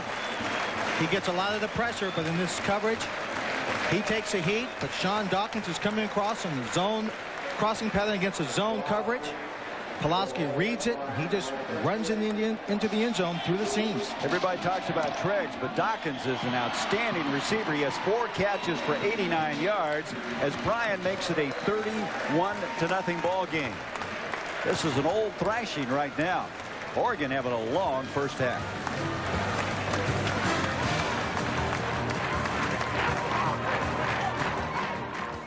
I'm Al Michaels. Join us on ABC's Monday Night Football when we go to Three River Stadium in Pittsburgh, where the New York Giants, led by Jeff Hostetler and the emerging star Rodney Hampton, take on the Pittsburgh Steelers with Bubby Brister and Eric Green as they try to stay in contention in the AFC Central. Giants-Steelers, Monday night. Saturday, when Angela's bedbound. Where's my phone? Oh, I took it out of you. You shouldn't be disturbed. She learns misery hates company, and all new Who's the Boss Saturday. One of the landmarks here at the University of California, the Campanile to the left as you look across this beautiful campus. And right now, the Cal fans are enjoying themselves, as is this guy, Dawkins, who just caught a 22-yard touchdown pass. 58 yards in 5 plays. Didn't take long. 1 minute and 43 seconds.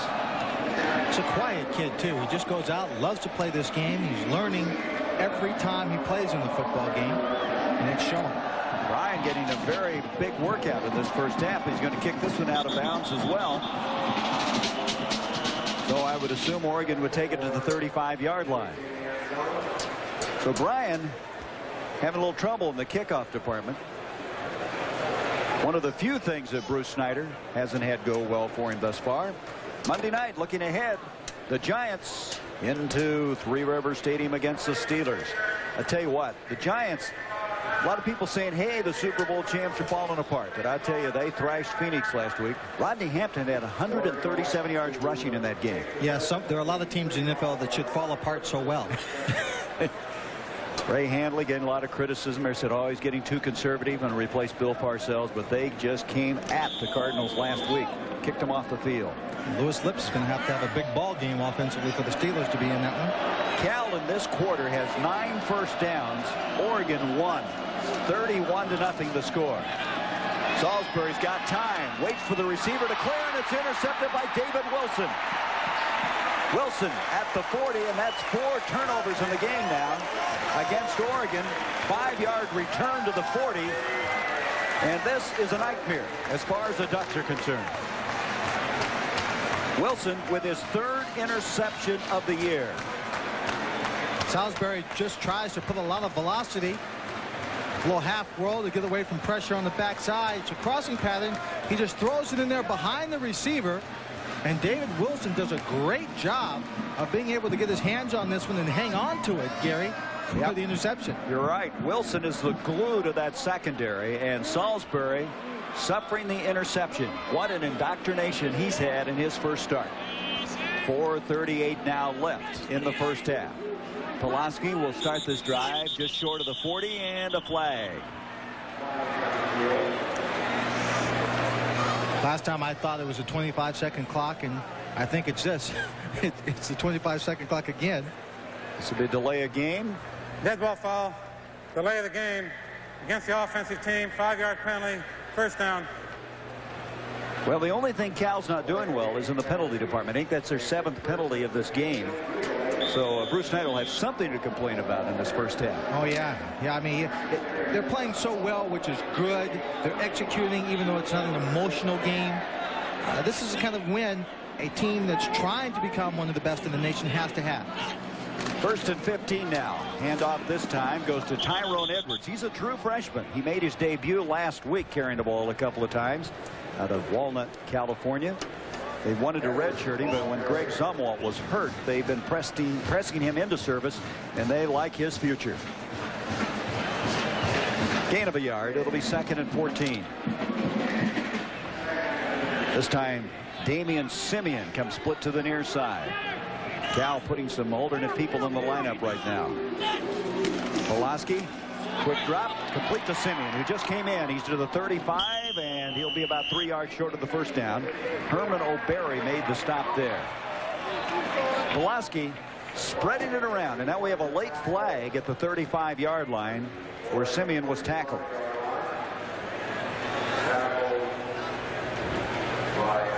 Pulaski has really done a good job engineering this attack, spreading around. As we said, he has so many weapons, throwing effectively, giving off to those running backs, and letting that big offensive line do a job. He's 9 of 10 in the game thus far, 152 yards.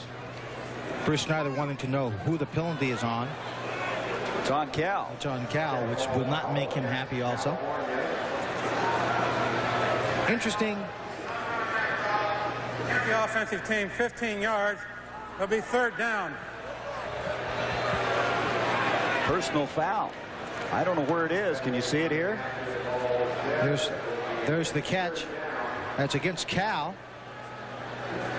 And he gets up. Well, is that it there? Might have tried to knee him when he came up, but oh, I can't see that being a personal foul. I mean, it kind of looked like it, but he could have just been off balance getting up. Now that moves it all the way back to the 50-yard line now. 3rd and 19, and here comes Marty Holly, Buddy Holly, known by his teammates, as he brings it inside the 45-yard line. Castle and O'Berry make the stop again. Well, I wouldn't give him a guitar for Christmas. Castle's been on a lot of stops. As so on 4th down, Noonan will come in and punt the football to Brian Brown. Well, Oregon wants this first half, I'm sure, to end. Get into the locker room, regroup somehow, try to get this one turned around as they trail 31-0.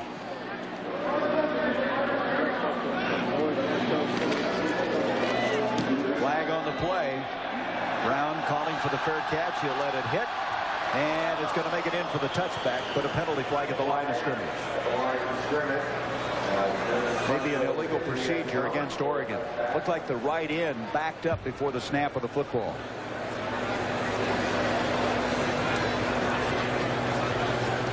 So the illegal procedure against the Ducks, and California with the option.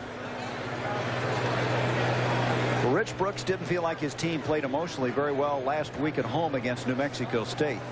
He was concerned about that, and he's going to make a change at quarterback.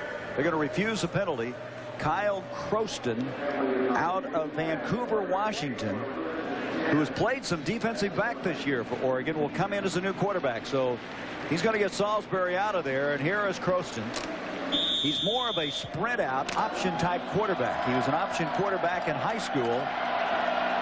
Very, very mobile. So they're going to try something different here from the 20. Pitch to Burwell. Wolf Barber made some nice penetration, but Burwell got around him and gets it to the 25 before David Wilson knocked him out of bounds there. So Salisbury leaves the game, and it's kind of half that he'd just as soon forget about. As you can see, Croston coming into this ball game had attempted 2 passes. Salisbury was 6 of 12, 57 yards and 3 interceptions. And obviously a shaky confidence right now. 2nd and 5 for the Ducks. 3 of 10 left in the first half. Burwell, big hole, and Burwell out to the 31. That'll be a first down.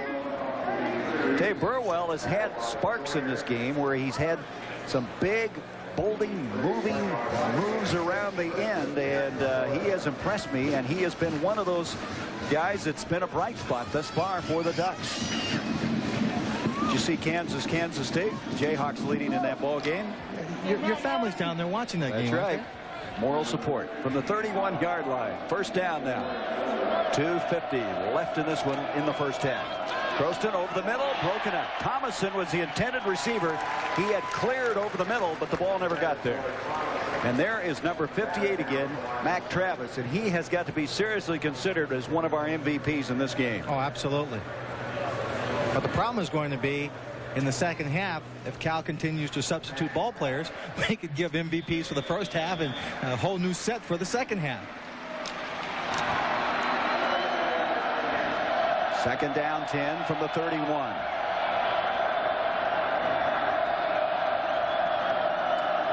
Jones will go in motion. Croston with the play action. He's got a lot of people in his face. Screen pass complete to Burwell, and Cal seemingly playing with 15 men on the field. They had everybody deployed perfectly. Eric Zumwalt was the first to get there, and they're just flying to the ball. They are flying to the ball, but on that particular play, John Tattersall, who was blocking Zumwalt, was blocking him inside, leaving the outside open for Burrell to run. And Burrell cut inside right into him, making it very easy for him to make the tackle. 3rd and 7, 2:23 left now in this first half of play. Harris split to the top of the field. Jones to the near side. 31-0. 13th ranked Cal, and now all kinds of movement. Perry moved, got back, and let's see what happens. I think Phillips tried to hike the ball to draw the 5-yard penalty. We'll see if he hiked it in time.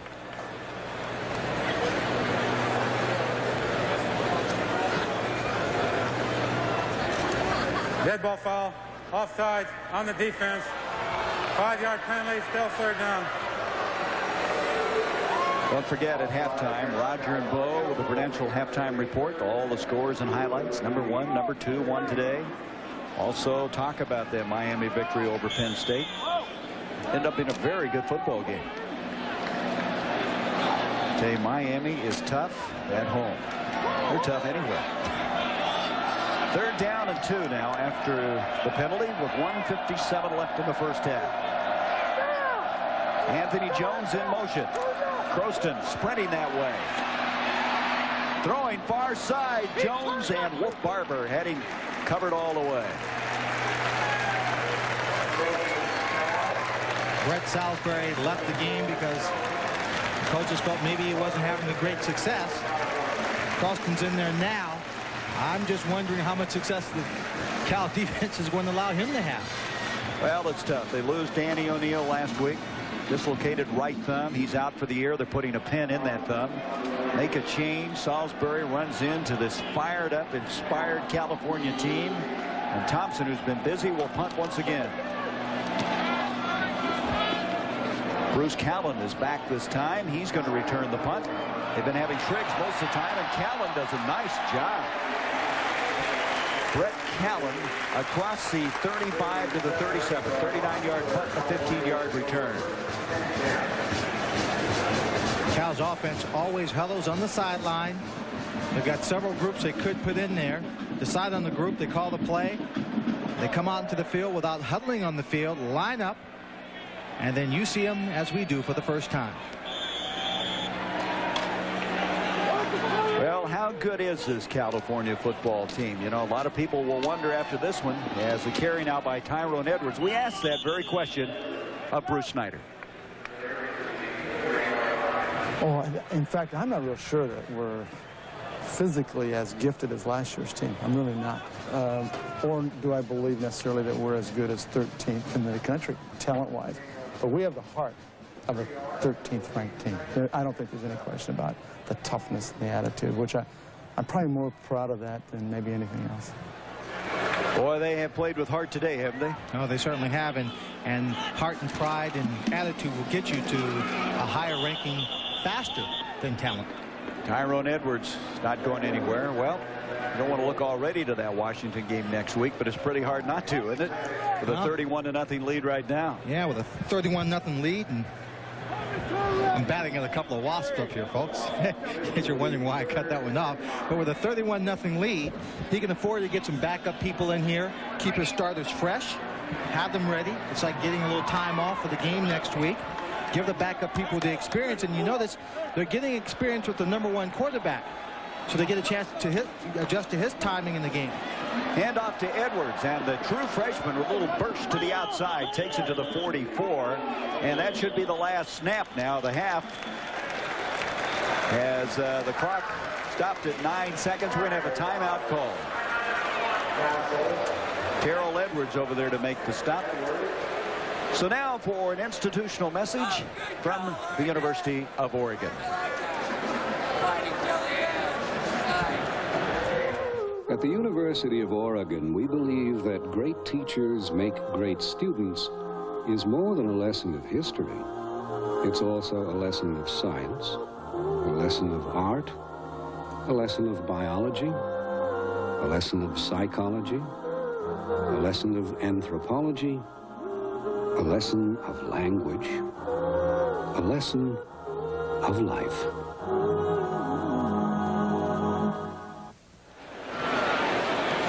Well, Rich Brooks, his team called that timeout with 9 seconds left. I think they just want to end this half, get into the locker room, regroup.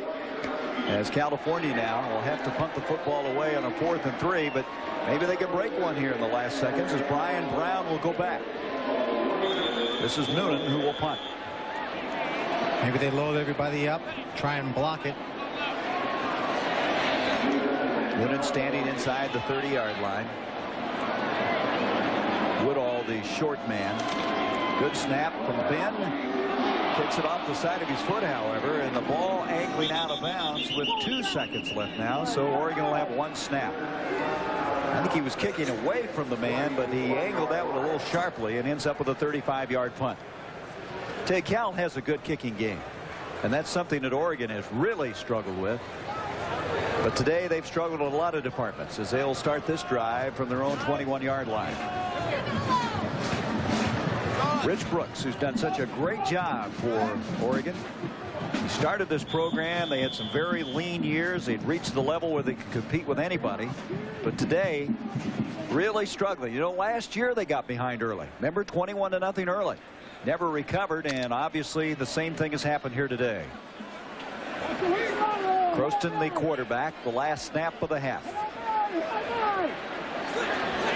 Movement up front, a flag. Croston, quarterback draw, comes up across the 25, and he'll be far enough up the field for a first down. Looked to me like Cal had fired offside. Looked like Wilburn, the linebacker. Can't end a half on the penalty. Croston did a nice job there running the football. You can see his mobility. So even though there's no time showing on the clock, as you mentioned, they're going to have to take another snap here. That's if they take the penalty. And it looks like they are going to. Offside on the defense. 5-yard penalty. The half will be extended. It pays when you play against a defense that puts that kind of pressure on you, as the Cal defense does, to have a quarterback that's mobile enough that can get himself out of trouble. Well, they had that in Danny O'Neill. Now, he's not as mobile as Croston, but he was more mobile than Salisbury, who was a pure pocket passer. Now they got 3 guys split to the near side, a little trips formation, that little Mississippi Valley State type play. Croston looking to this direction, and he's going to be dropped, and that will bring to a close a long first half if you're the Oregon Ducks. California 31-0. We'll return with halftime activities after this message and a word from our ABC stations.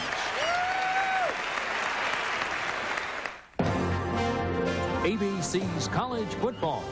Brought to you by Honda, who puts a driver's airbag on every new Accord, Civic, and Prelude and urges you to buckle up. And by UPS, now offering 10:30 a.m. guaranteed overnight air delivery.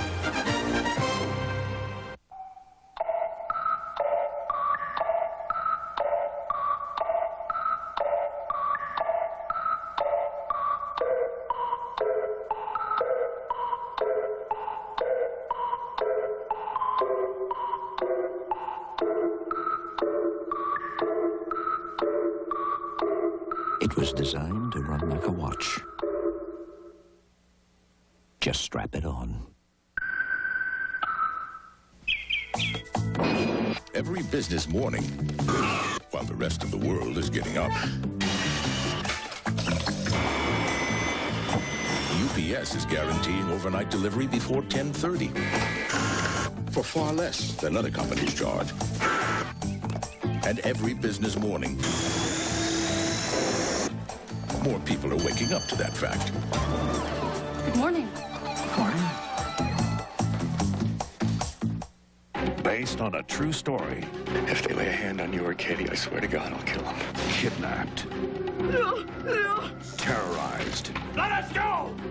Don't play games. Violated. Leave her alone! Stop it! John Stamos.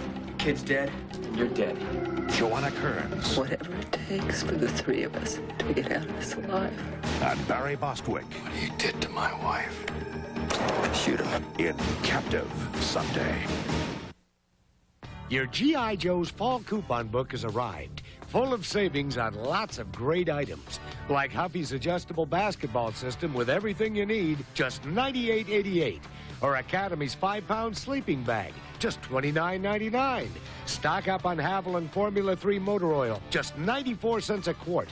And enter to win a new Subaru 4-wheel drive Legacy. The best savings of the season are in your G.I. Joe's fall coupon book now. You decide at Bill Yoder Jeep Eagle Custom Vans. I'm Bill Yoder, and I'm out to prove for price, quality, and service, there's no better deal than a Yoder deal. You decide. That's right, you decide. Bill Yoder will post dead cost on the window of every new Jeep and Eagle in stock. Dead cost means invoice price is less all rebates and dealer incentives. Then you decide how much profit to pay for a Jeep or Eagle. Now through Sunday at Bill Yoder Jeep Eagle Custom Vans. Where there's no better deal than a Yoder deal. Watch American Gladiators tonight at 7 on Channel 2. The Prudential Halftime Report. Brought to you by The Prudential.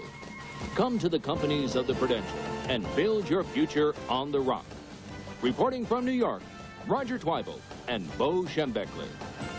And we'd like to welcome all of you watching that Oregon-Cal game to our ABC studios in New York. It's been an exciting day of college football, a couple of upsets, a lot of close games. Why don't we jump right to the top 25, where the top-rated team in the nation, Florida State, was playing Virginia Tech in Orlando, but Virginia Tech was the home team. They got $800,000 for coming down. It was close for a while.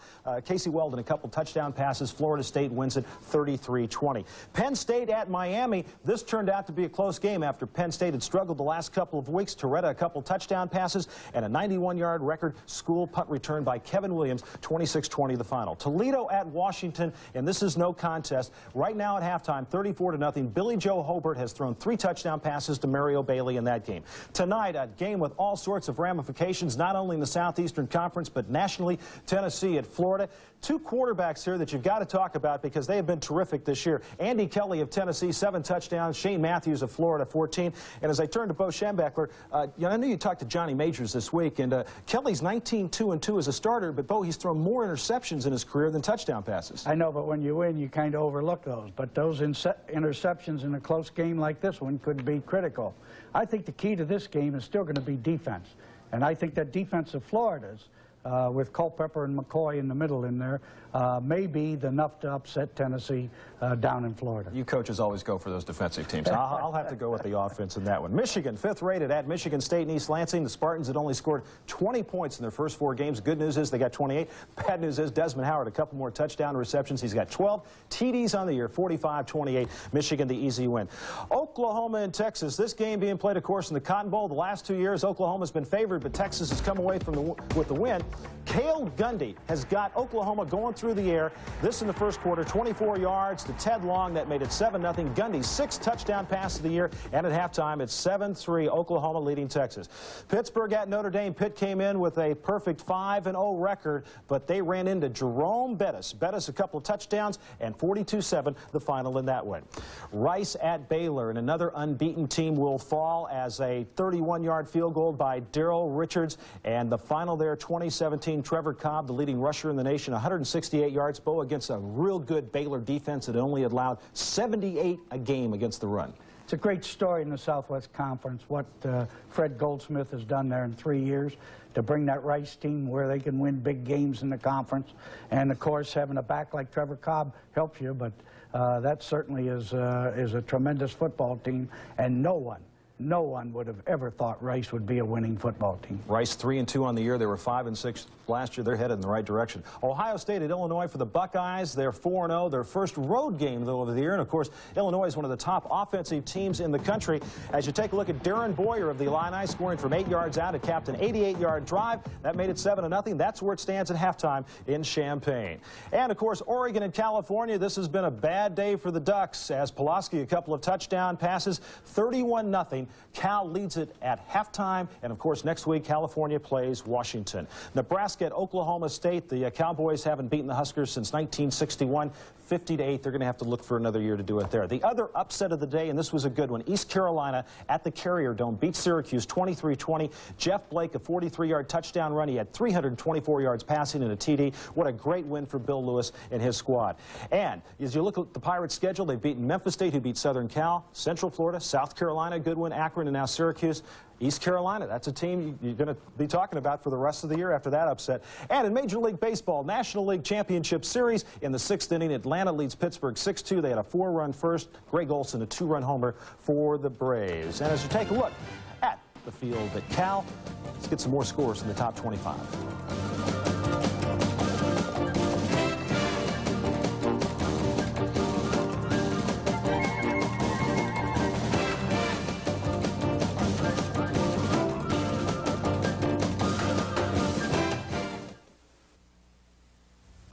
When I first saw Sarah on the library steps, I swear it skipped a beat. When Don Larson was 1 pitch away from a perfect game in the World Series, it stood perfectly still. On that awful day in '63, it felt like it was in the pit of my stomach. And that incredible moment when we all took one giant leap for mankind, it nearly burst with pride. But last year, when the doctors told me my heart was failing, and without a transplant I wouldn't last 6 months, that's when it stuck in my throat.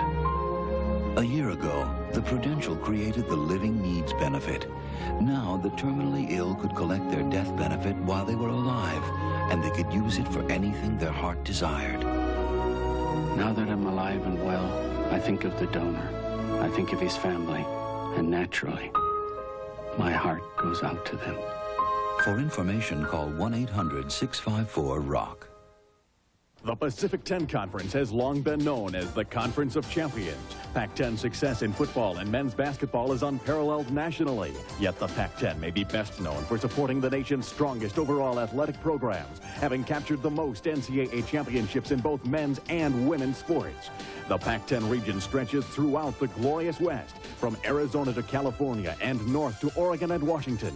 For 76 years, the Pacific 10 Conference has held to its commitment to being the Conference of Champions. Thousands of youngsters across the country have learned sports skills and life skills from top college coaches and college student athletes. Funded and organized by the National Collegiate Athletic Association and its corporate partners, youth education through sports, or YES clinics, are offered free of charge at the sites of selected NCAA championships. Watch for a YES clinic in your area. And hi, everybody. Welcome back to our ABC studios in New York. Let's get you caught up on some highlights from games earlier today. Some of the top-rated teams. Top-ranked Florida State playing in Orlando against Virginia Tech. Tech was the home team in this game, getting an $800,000 guarantee, but they were rudely greeted by Florida State. Terrell Buckley picked off this Will Furr pass 29, and he will go 71 yards all the way for his second touchdown in 3 weeks. That put Florida State up on top 14-7. Casey Weldon threw a couple of touchdown passes, and Florida State wins it 33-20. Meanwhile, 9th-ranked Penn State at the Orange Bowl in Miami against the 2nd-ranked Hurricanes. Last meeting was back in '87 for the national title. Early 4th quarter, Gino Torretta tosses his second touchdown pass of the game, 42 yards to Lamar Thomas. That made it 26-13 Canes. And how about a little mustard on it, Lamar? He knows exactly where the camera is. Miami hangs on 26-20, the final there. Meanwhile, 5th-ranked Michigan at East Lansing against Michigan State. And the Spartans had come into this game scoring only 20 points in 4 games. First quarter, it's the man, Desmond Howard. 12 yards on the touchdown reception, his second of the game. Howard has 10 touchdown catches on the year, 12 TDs overall, 45-28 the final, as Michigan State now is 0-5 on the season. And Bo Schembechler, how do you like that? Lamar Thomas, he's going to get some commercial endorsements when he gets to the NFL, isn't he? That's what you call real mustard. Yeah. I thought Penn State played a tremendous defensive game, except for those 3 big plays in the second half, the punt return and the 2 big passes. Other than that, and the way their offensive line protected Saka, I think they're a tremendous football team. That game could have gone either way. It was a great one to watch. Kevin Williams with the 91-yard punt return. That was a Miami record. So a good win for Miami. Penn State played tough. Meanwhile, in Orlando, Florida State didn't have a very good day, but they still won. Well, that wasn't one of Casey Weldon's great performances. I think they went in there a little flat. I think Virginia Tech came in, you know, ready to go after them. I think that that's a great offensive team that Florida State has. I'm not sure they're a great defensive team yet. And maybe that'll be their Achilles heel when they play Miami. But even on a bad day, they're good enough to win, and that's what they did against Virginia Tech. They proved that today. Now, did Michigan take it easy on Michigan State today? No, I think they tried awfully hard. I think Jim Miller of Michigan State, you know, proved that he's going to be a good quarterback. And Michigan, of course, once they got up 45-14, I think they probably laid back a little bit. But nevertheless, it's good for Michigan State to score those points. Yeah, and another great day for Desmond Howard. Bo, thanks so much. And we'll be back with more on the Prudential Halftime Report right after this.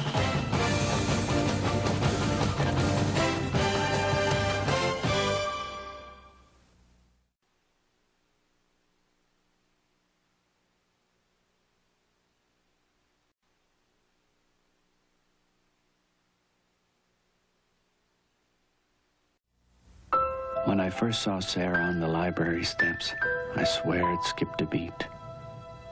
When Don Larson was 1 pitch away from a perfect game in the World Series, it stood perfectly still. On that awful day in '63, it felt like it was in the pit of my stomach. And that incredible moment when we all took one giant leap for mankind, it nearly burst with pride. But last year, when the doctors told me my heart was failing, and without a transplant I wouldn't last 6 months, that's when it stuck in my throat. A year ago, the Prudential created the Living Needs Benefit.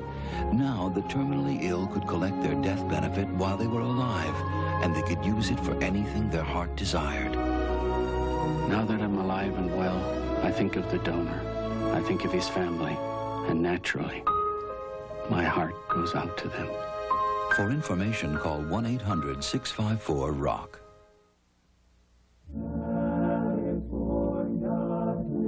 For more than a century, the University of California at Berkeley has nurtured a promise of innovation, of opportunity, of a pioneering spirit. A record of achievement that includes 15 Nobel Prizes, a tradition of excellence that attracts the world's brightest students. The University of California at Berkeley, keeping the promise. News and notes now from around college football with our quick hits. Missouri's at Colorado today. Last year, the Buffs got a gift from the refs with a 5th down to beat the Tigers. None of those officials will be working the game today.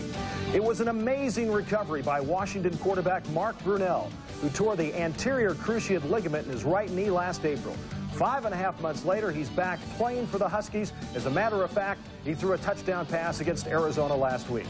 SMU ended the longest Division I losing streak in the nation, 13, when they beat Tulane 31-17 last weekend. And Fresno State scored 94 points against hapless New Mexico last week. Tonight, the Lobos face the nation's leading scorer in Marshall Faulk of San Diego State University. And this evening, legendary sports broadcaster Red Barber will be honored at the Florida-Tennessee game. Red announced the first game ever played at Florida Field. And a program note for you. Monday night, ABC Sports brings you to the Steel City, where the 3-2 Pittsburgh Steelers play host to the defending Super Bowl champion New York Giants. It all starts at 9 Eastern on ABC's NFL Monday Night Football. And thanks for being with us on the Prudential Halftime Report. We'll be checking back with you throughout the afternoon for updates and some highlights. Enjoy the second half of the game, everybody.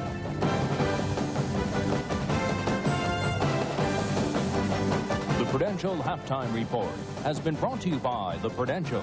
Come to the companies of the Prudential and build your future on the rock. Good afternoon. I'm Carol Simpson in Washington. The unprecedented Senate hearings on the nomination of Judge Clarence Thomas to the Supreme Court continue, and Judge Thomas is still in the witness chair, denying charges that he sexually harassed former aide Professor Anita Hill.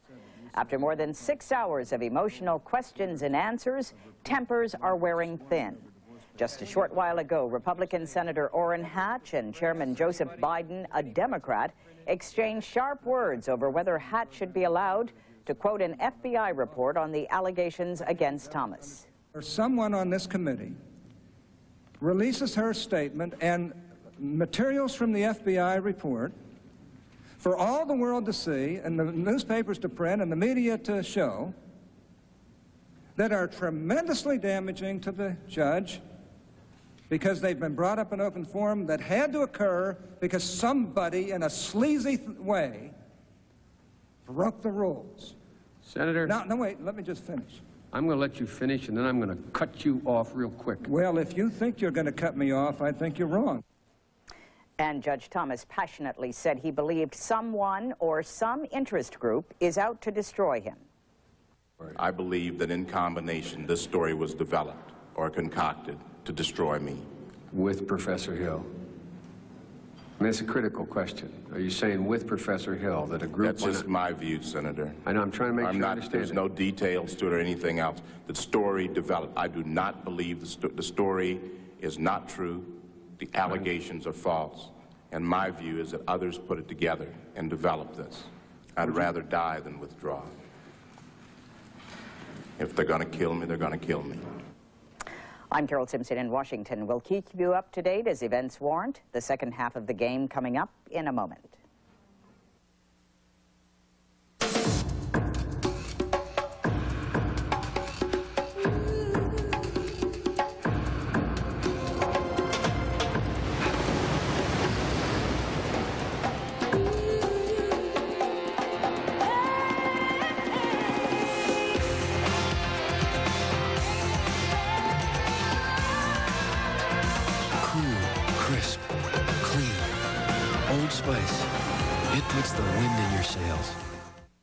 A company can learn a lot in 125 years. Valvoline has. You learn in the lab, you learn on the road, you learn on the racetrack. As you learn, you make your product better. And better, and better. Today's Valvoline will keep your engine cleaner than ever before. And cleaner means more protection against engine wear. 125 years of quality. That's why people who know use Valvoline.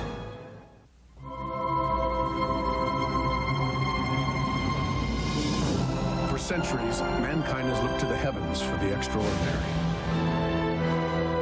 Starting November 1st, it can again, in the friendly skies. Introducing Connoisseur Class, only on United.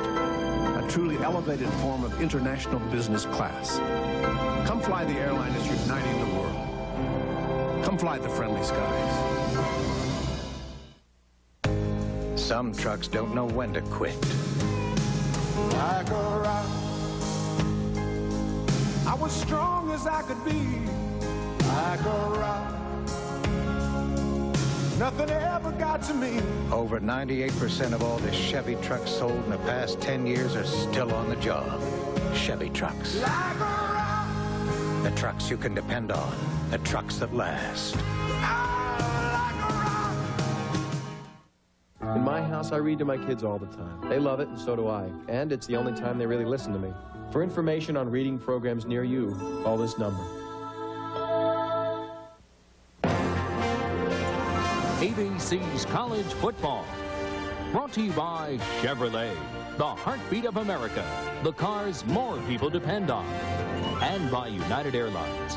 Come fly the airline that spans more than half the world.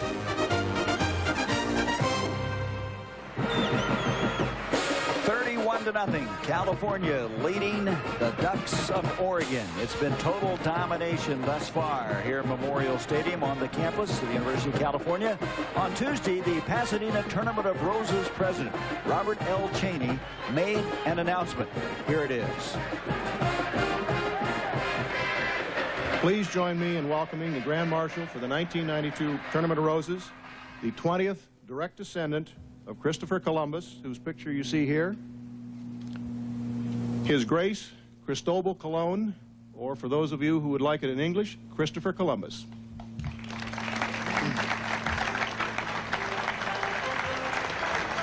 Cristobal Colon, the 20th descendant by direct line of Christopher Columbus. He'll serve as Grand Marshal for the 103rd Tournament of Roses Parade, all of which you'll see right here on ABC. Through the fog, you can see back to San Francisco across the bay.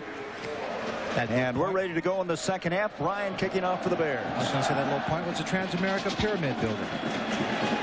Mohamed Oliver will bring it out for the Ducks. Up to the 15, and that's it. No place to go. So Oregon trying to regroup. And boy, that first half was a long half. The big statistic in that first half, 4 turnovers. Oregon in the first half carried the ball 17 times for a net of 13 yards. They give you an idea how dominated they were in that first half. Croston will start the second half after Salisbury tried and had a long afternoon in the first half, going 6 of 12 for 57 yards and 3 interceptions. California defensively, you see they've distributed the tackles pretty well. From the 15-yard line, Croston, play action, being chased, gets rid of it. Jeff Thomason, the tight end, and he has a first down catch. There's the guy they wanted to involve more. 11-yard gain. Atlanta hanging on, but Pittsburgh clawing a little closer. Claw, climb, guys, come on. You know, just down the peninsula from here, Barry Bonds went to Sarah High School, happened to be my high school in San Mateo. And his dad, Bobby Bonds, who played for the Giants, they lived right across the street from a Pilgrim Baptist church where we all attended. So I've known them for a long time, and he's back there watching Barry play. I hope they do well. Boy, it must be a great neighborhood. Hand off to Burwell, and Burwell fumbles the ball, and California's got it, and that's the 5th turnover against Oregon. Yeah, they could use a few athletes that were from that neighborhood on this Oregon team at the moment. Chidi Ohanatu, who is from Berkeley, was the guy who came up with a fumble recovery in Oregon. Just starts the second half the way they began the football game. Take another look. It's almost as if it's, when you start making mistakes, as if it's some kind of infectious disease. Unless you get it under control, it just continues to grow and build and affect everyone in the ball club. Barsala was the guy that stripped the ball. Ohanatu was the guy who came up with a fumble recovery, sets it up outside the 25-yard line. Pulaski opens the second half at quarterback. Play action fake, wide open, far side Briggs. He makes the move at the 5. They're going to rule him out of bounds at the 7-yard line. He thought he had a chance to take that one in all the way. It ends up being a 19-yard gain. Darrell Smith defending on the play for the Oregon Ducks. Cal doesn't waste any time coming out after the turnover, opening things up. Brian Trix caught a couple of passes in the first half, relatively quiet for him, as his counterpart on the other side, Sean Dawkins, had the big first half. He sure did. He had a great first half. He had 4 catches for 89 yards. Handoff this time to Chapman, and Chapman not gaining anything on that play, and that'll give us a chance to look at some of those statistics. The big one, of course, the 4 turnovers. You see them right there. Then you also look at total yards, 73 for Oregon, 271 for Cal. And they're adding a few more to it at this very moment. Time of possession, you would think that Cal would have had the ball a good deal more this time. But again, the turnovers gave them great field position. Pulaski is 10 of 11 now, 171 yards. He led the nation in passing efficiency prior to this week. He may take that lead again. Here is Chapman running. He takes it to the 5-yard line. 5-yard line is where it'll be marked. It'll bring up 3rd down. Doug Douglas making the stop. I wonder if they'll use White anymore today. Probably just rest him up for next week against the Huskies of Washington. Well, I hate to put it like this, but they may play him a little bit more because he needs the work after not having worked out all week. And this might be like practice for him.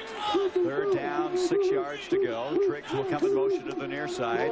Pulaski rolling this way, flushed out of the pocket. He's in trouble, gets rid of it. Batista, James Batista, who had an interception last week for Oregon, number 45 out of Daly City. A senior came through and made Pulaski change his play and just have to throw the football away. And we have a flag, I see now, back inside the 10-yard line. Well, take a look at the pressure. Pulaski actually gets very good protection here, moves out of the pocket to buy a little more time, and that's when number 45 comes in and pressures him into the throw instead of taking the sack. Let's listen to the call. I think it's a clip against California.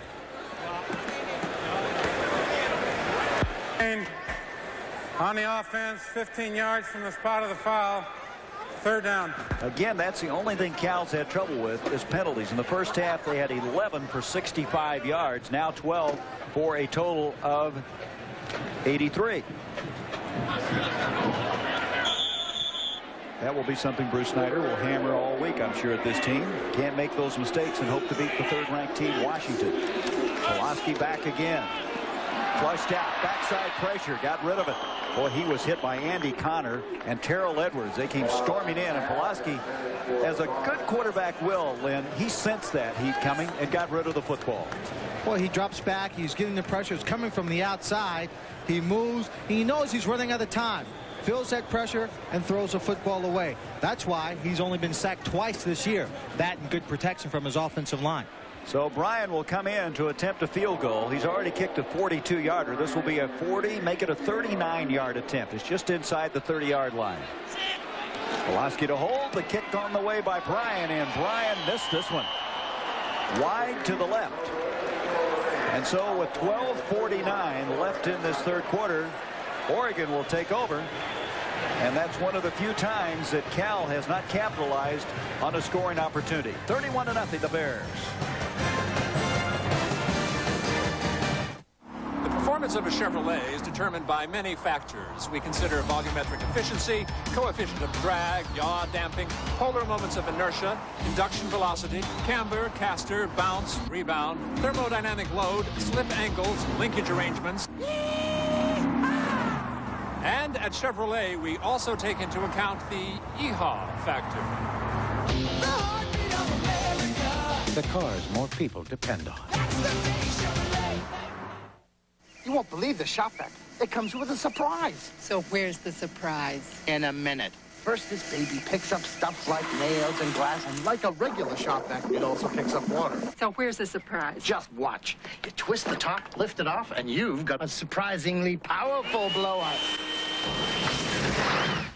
And don't forget to get Steam Team, the attachment that turns any shop vac into a powerful carpet cleaner. If you own a house or carpet, you gotta own a shop vac. I've made up my mind. I'm gonna do it. Why shouldn't I? I'm the one who has to look at myself in the mirror every morning. So before I lose another hair, I'm going to the doctor. I know doctors have treatment programs that are proven to work. More guys are trying them every day. I'm not bad now, but I wouldn't mind looking better. Your doctor can really do something about hair loss. So see your doctor, or call this toll-free number. The only thing harder than winning a Super Bowl is defending it. The New York Giants take on the Pittsburgh Steelers on ABC's Monday Night Football. Berkeley, California, the home of the 13th ranked California Golden Bears, are making a strong move today to try to move into the top 10 in the rankings next week, as they will play host to the Huskies of Washington. What a battle that'll be. Pitch comes back to Burwell, and Barcella is there again. He has really played a strong game. A guy who hasn't played a lot. We mentioned all the problems he's had injury-wise. He is so quick. He's 6'2", 230 pounds. He's out of Dayton, Ohio. Transfer from Pasadena Community College. Just look at him. He reads a play. He comes up, reacts very strongly, weaving in, not blocked right there. Gets low, makes a stop. Boy, when he being healthy make a big difference in this football team. There's the kind of pressure Cal's been putting on. Burwell's carried the ball 14 times and gotten only 21 yards. In that kind of afternoon, Croston on a sprint out. Being chased, gets away from Wilburn, throws against the grain, and it's broken up nicely. That was Perry who came over and got a hand on the ball. As Cal again just flying around out there. You get the feeling, I said this earlier, Lynn, they're playing with more than 11 men out there. They just seem to be everywhere. Absolutely. They're all lined up in the line of scrimmage. They're chasing. They're putting pressure. They roll, and he gets more time because he's rolling out. But he stops to throw back, and there's still a crowd of blue jerseys downfield. Look at all the jerseys. Ball's tipped right there for Ryan Perry. I think it was Wilson may have gotten a hand on it, and then Perry ended up with it, almost coming up with the interception. Third down now, 12 yards to go. Croston falls down, and that just kind of adds insult to injury, doesn't it? Yep, you don't even get a chance to get the play away. He may have been stepped on by one of the other guys on his team. There's the score. Kansas 12, Kansas State 16, fourth quarter. We still hope. So on fourth down now and 15 yards to go, Oregon will have to punt it away. Brett Callen, who returned one punt in the first half, will go back for the Bears. So they'll rest up Triggs, get him ready for next week, not expose him to an injury on a punt return. 11:22 left in the third. Nice rush put on. He hit it very high. Fair catch called for by Callen, and he makes it at the Bear 47-yard line. 36-yard punt. 31-0. The Golden Bears. Those figures for the meeting, you don't like them? Some things are so reliable, they seem invisible. Confusing, right? They're fine. For the last 9 years, Canon has been the #1 choice for copiers of uncompromising quality. No, really, tell me. You can tell me. They're fine. I'm your friend, tell me. And if you haven't noticed, that's exactly how it should be. We're not friends anymore. From compact to advanced digital color to high-speed copying systems, the choice is Canon. Call 1-800-OK-Canon.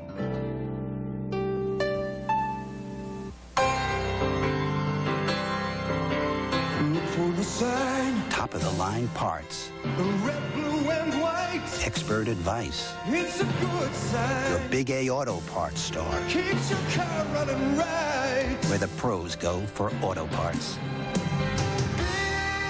Big A, the sign that keeps your car running right. Someone to depend on when you need to depend on your car. Last year, the average price of a car with standard anti-lock brakes was over $40,000. But today, all that's changed. Because we understand the real value of safety. We put anti-lock brakes standard on more models than anyone. Even on our least expensive Cavalier. Chevrolet. The heartbeat of America. The cars more people depend on. That's today's Chevrolet. Well, you can't see a lot of it, but the Golden Gate Bridge in the background with the fog here in the San Francisco area. I've been here on days when it's so clear, and it is spectacular to say the least. Looks like the Bears have one of those Oregon guys treed right now. Got him up the tree. You might say he's out on the limb. From the 47-yard line, California has the football with a 31-0 lead. 11:14 left in the third. Pulaski has Russell White in the backfield. He's looking to Russell. Here comes the pass up to the 45. Makes a nice move across the 50. He just seems to get everything out of every play. It doesn't look like there's much there, and he finds a way to get there. Romeo Bandison, who is the Dutchman from The Hague in the Netherlands, over there to make the stop. and a gain of 5. It'll be 2nd and 5. There's Bandison. They think he has an outstanding future ahead of him, a sophomore. Triggs is in the ball game. He and Dawkins go split to the top of the field. Holly and White in the backfield. Here comes Russell. He tripped over somebody. Maybe fell forward for a yard. It was Bandison again on that pile, along with Gary Williams. And it'll come to a 3rd down. 3rd down, still 5. Well, Gary, you know, coming into this ball game, Oregon was a little bit concerned because last year when they played here, they did a lot of tripping up on this turf. You see the shoes. They brought down 3 pair of shoes. The closest ones to you are the AstroTurf shoes, and sometimes they work very well. But most of the guys are wearing the shoe in the middle, which is a basketball shoe. The 3rd shoe is a rain shoe, which is not going to come into play here this afternoon. Woodall on the catch, and that will move it to the 43. Cota on the stop, and did they get the first down? It's going to be very close. Let's see if they have to measure or whether, in fact, it is. Nope, they're going to measure. So Atlanta's added a run to their advantage. 7-3 in the 7th inning.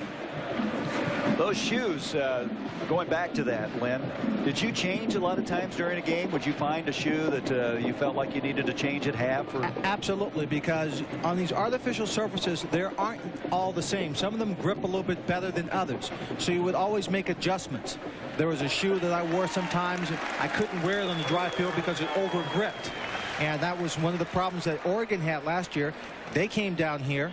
They were wearing their regular AstroTurf shoe or artificial surface shoe, and it just gripped too well on this surface. So they switched to a basketball shoe, and it's been working out very well for the players. Well, Rich Brooks wishes it was just a footwear problem today. It was a first down by measurement. Here is White, far side, and White gang tackle. Good pursuit that time. Edwards, Batista over there. At the conclusion of today's game, we'll be selecting a Chevrolet Most Valuable Player of the Game from each team. And for the 21st year through the Chevrolet Scholarship Program, $1,000 will be donated to the General Scholarship Fund of each school. Well, there's so many guys for California, they got to be up for that award. This has been. There's one of them right there. Yes, sir. Pulaski. He's been brilliant. 2nd down and 9. Off to Marty Holly. Holly can't get much out of that. Gets back to the line of scrimmage. Interesting this week, Gary. After the UCLA game, a lot of attention was focused on the players. The press really started wanting more interviews from the Cal players. Mike Pulaski came into the coach and said, "Hey, coach, I think we need to kind of change this around a little bit. You know, I'm getting a lot of attention. Trex is getting it. White. We need to have some of these other guys who are, really working hard come out and share in some of this." And so they pulled back from a lot of the interviews. I mean, he is really showing the kind of leadership that will help you win in the tough ball games. They're letting that scoreboard speak for him now, right? Absolutely. 31-0. Pulaski on a 3rd and 9. Triggs makes the catch. He's going to be short of the first down. Stopped at the 35-yard line. Herman O'Berry, Joe Farwell make the stop. It's 4th down. Earlier, you remember Cal was going to go for it on 4th and 1, had an illegal procedure, and they're going up to the line of scrimmage. Pulaski 14 of 16, 187 yards. 4th and 1, they're going for it. And now Pulaski dropping back, and they're going to have a timeout called. Oregon, the coaches on the sideline were signaling in. They wanted a timeout desperately. So Pulaski dropping back. That was the first time we've seen that. He's gone to the shotgun before, but he went to a deep snap position. Oregon asks for the timeout. Stops the clock with 8:07 left here in the 3rd quarter. Let's look around the Pac-10. Washington getting ready for the meeting here next week. 41-0 over Toledo. Arizona State is playing in Corvallis. USC Washington State later, as is Arizona UCLA. Stanford meeting Cornell. 2 big red teams going against each other, and that's a mismatch. Now, Gary, I can bet you, and I think I'd come out on top, that Bruce Snyder's over in that sideline. Just thinking of different plays he can kind of throw out there to give Washington a lot to look at when they review the films this week of this game as they prepare for the game next week. Coaches often do that when they can afford to, and certainly with a 31-0 lead, he can afford to throw in some things, give them some different looks, make them spend the hours of preparation trying to get ready for this game and lead them down the wrong road. Well, I tell you, that Washington defense is amazing. I was looking at a stat this week. They have 23 sacks, Washington has, and they have allowed only 44 yards rushing a game, and in 136 running plays, they have stopped 53 of them for a loss. So that means that Cal's going to have to pull some new wrinkles, do some different things. They will have quite a battle here next Saturday. 4th down, and they come back out, Pulaski, and they snap it, and flags everywhere. Russell White took the snap. All kinds of confusion down there on a 4th down 2. And now they're going to have to come in and punt it away. The penalty against California. Bruce, you wanted to do something. I missed the chance to have a little fun. 51-year-old Bruce Snyder, 5th year, the co-Pac-10 Coach of the Year. Last week, his record for his tenure here went over the 500 mark. He was 23, 22, and 4 with a win over UCLA. Brown will go back to field a punt from Noonan at the 8:06 mark of the 3rd quarter. Oh, he hit that one funny. Shanks it off the side of his foot. And let's see where they're going to mark this one. It'll come back out across the 15, and they're going to mark the ball at the 22-yard line. Oregon will have it 31-0 after an 18-yard punt.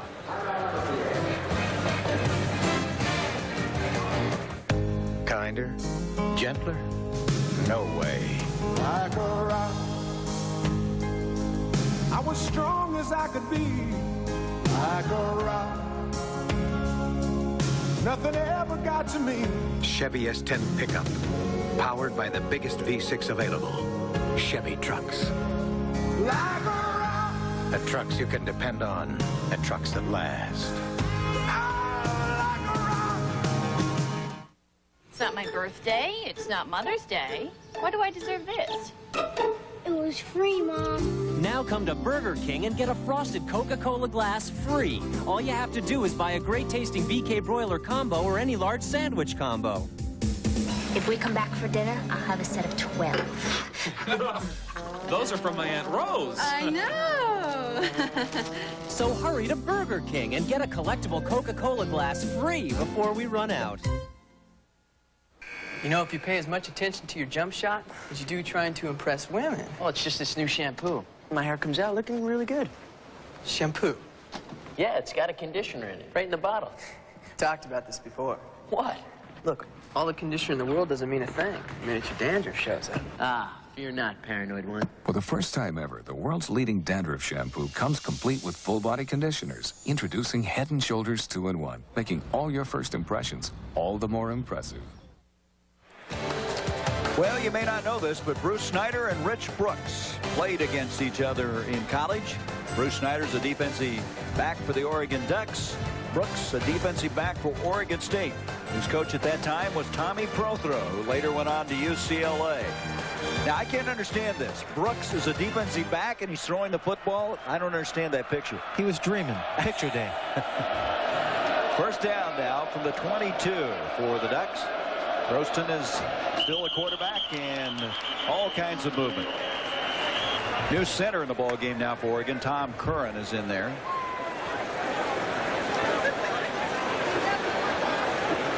.7:59 left in the 3rd.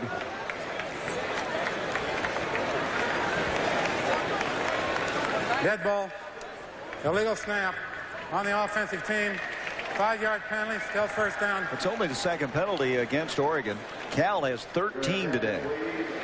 Well, Michigan State still has not won a football game. And Illinois, Ohio State, that is a really surprising low score, isn't it? 4th quarter.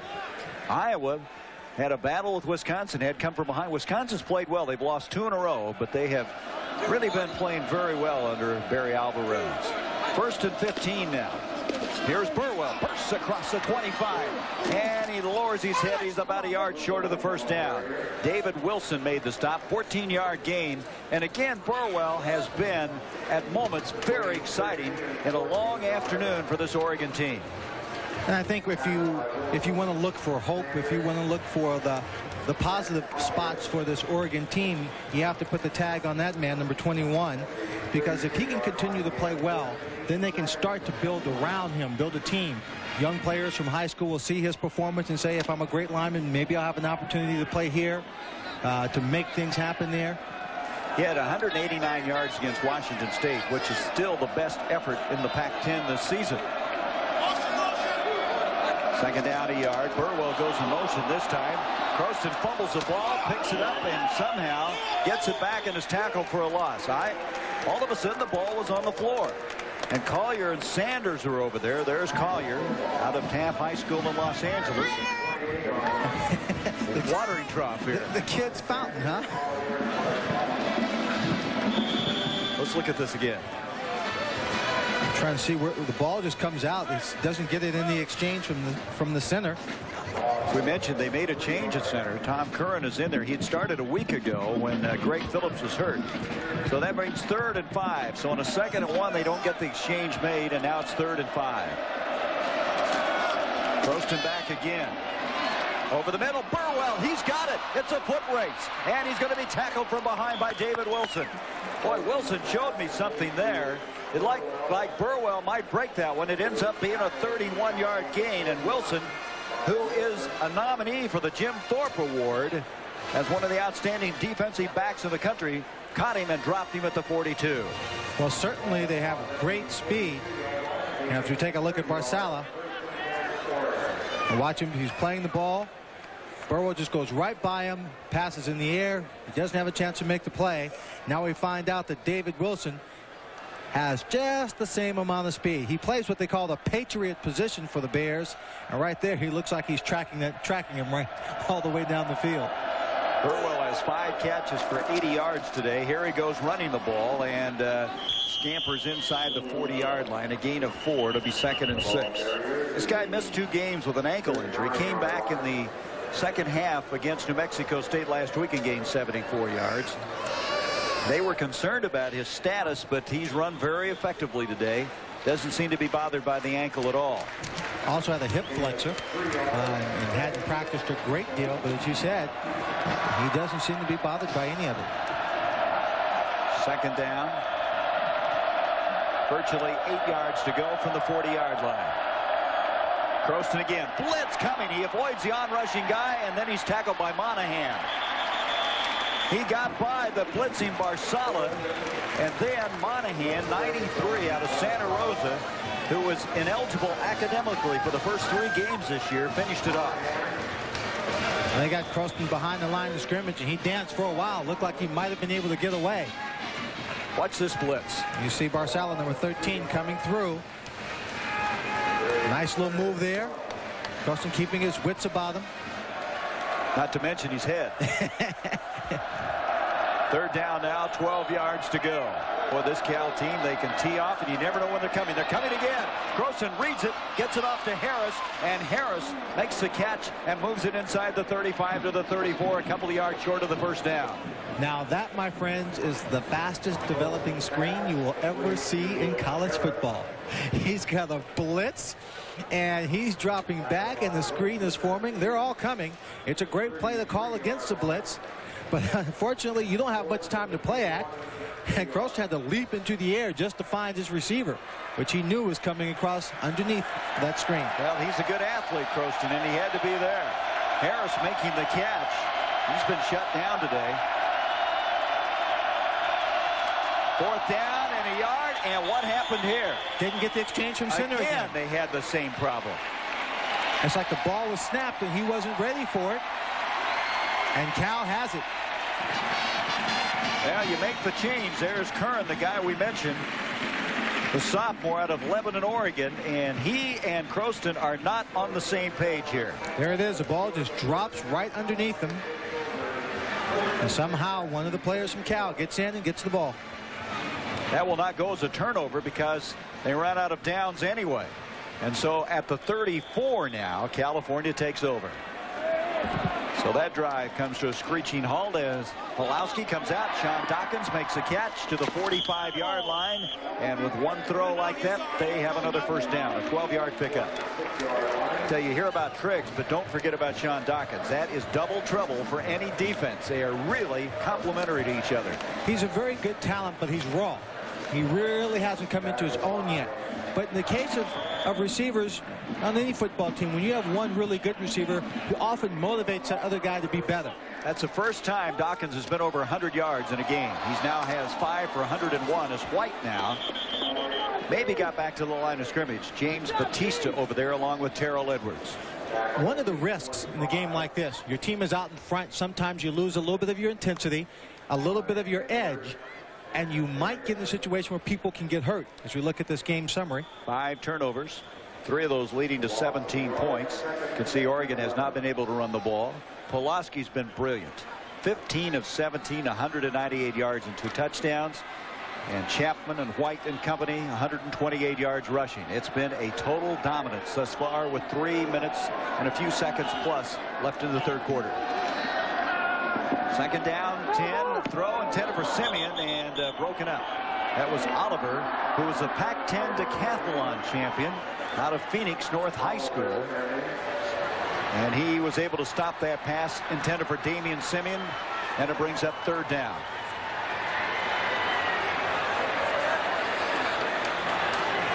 Simeon will check out of the game. Dawkins comes back in for him. Look at that. Miami had 8 sacks in that game. Their speed is something special. From the 45, third down. Let's make it 11 yards to go. Pulaski blitz. He gets rid of it, and he gets stormed. Bandison was the first to get there. Also Joe Farwell. And so fourth down comes up, and they'll have to punt the football. Denny Schuler, defensive coordinator, decides to send them all. This is the kind of pressure that they have needed to put on Pulaski all afternoon. They're just doing it late. There's Denny Schuler, the defensive coordinator for the Ducks. Got to tell you an interesting story about something that happened to him last year when we get the chance. Brian Brown to receive the punt now from Noonan. Big rush put on.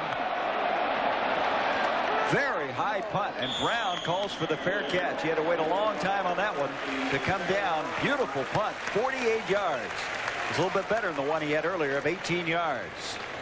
So at the 2:49 mark, California is still enjoying that 31-0 lead, but they have not scored here in the second half of play. And Oregon will not have the good field position. There's the big upset. We've had 2 top 10 teams beaten thus far, Penn State and Baylor. Iowa had to come from behind in that game, and it gives Cal, I would think, Lynn, a chance to move into the top 10 in the rankings. You got Ohio State. That was last time we saw a score. They were down against Illinois. 7-0. Very low scoring on that one. From the 7-yard line, the Ducks. 2:49 left in the third. Croston sprinting out. He's going to take off. He comes out to the 15 and is tackled there. Boy, this guy runs well, doesn't he? He runs very well. Very gain. well. Came to the outside on the sprint. He saw his receivers were covered. He had the confidence to just keep going, and so he does. But the Cal defense swarming all over. Well, next week, let's look ahead. Next Saturday here on ABC, doubleheader. First live at 12 Eastern, 9 Pacific. 4th-ranked Volunteers of Tennessee against Alabama. Then 3:30 Eastern, 12:30 Pacific. Regional action. You'll see the game here, Washington, California, or you'll see Illinois at Iowa, Colorado, Oklahoma, or Texas A&M and Baylor. Be sure to check your local listings. Crossing over the middle, intended for Thomason. Behind him, David Wilson defending on the play. That's a dangerous pass. You've got people coming. The coverage has been close all afternoon.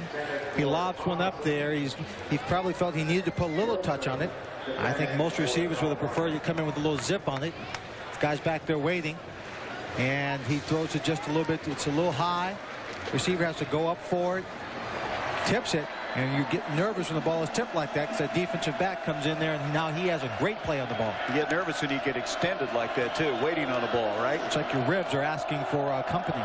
3rd down and 2. Croston Delivering far side. Jones makes the catch. There is a flag in the secondary. He got enough of it for the first down if this play stands. Artis Houston defending on the play for the Bears.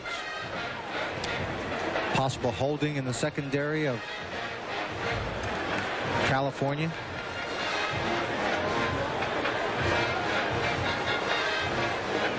Attendance today, 46,000, as it's going to be against Cal. And they're expecting a near sellout for next week's game here with the Washington Huskies. It'll be about 77,000.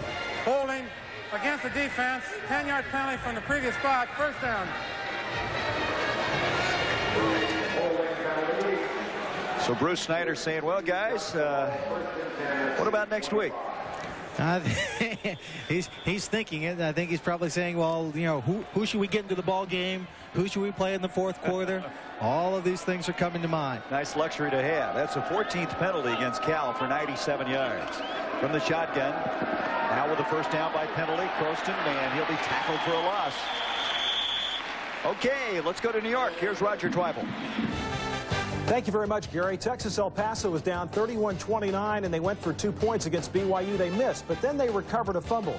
And with 23 seconds left, Jason Gillespie from 45 yards out, but it was blocked by Scott Giles, and BYU hangs on for the victory in Provo. Let's go back to Gary. Okay, that's a big win for BYU after defeating Air Force earlier. 31-0 the count here from the 25-yard line. Second down 10 for the Oregon Ducks, trailing 31-0. Croston, quarterback draw, but didn't fool anybody. It's amazing. This defense is so fast, Gary. They're not giving you a chance to do the things that you should be doing and working well against the defense. Mike Swanson, our statistician, points out that's the 5th sack of the game. 5 sacks, 5 turnovers. Look at the hurries, 2. Tip balls, 1. We're on top of this one, aren't we? Look at that. 5, 2, 1, and 3. And with 30 seconds left, it's been a scoreless third quarter, but Cal's defense has been impressive. The first half, they jumped to that 31-0 lead, and now they're coming after this Oregon team. Croston dumps it off, complete to Harris, to the 30. He's going to get a first down. To the 40, there's a flag on the play. 50, Harris, who's a sprinter on the track team for Oregon, is tackled by Wilson, and that's twice now. David Wilson has caught a man from behind to make the tackle. Well, his stock is rising every time he shows that kind of speed. 65 yards, but there's a penalty flag way back at the 21-yard line. Boy, Harris can run. He runs at 10.6300. He ran the anchor leg on the 4x100 relay team for the Oregon Ducks.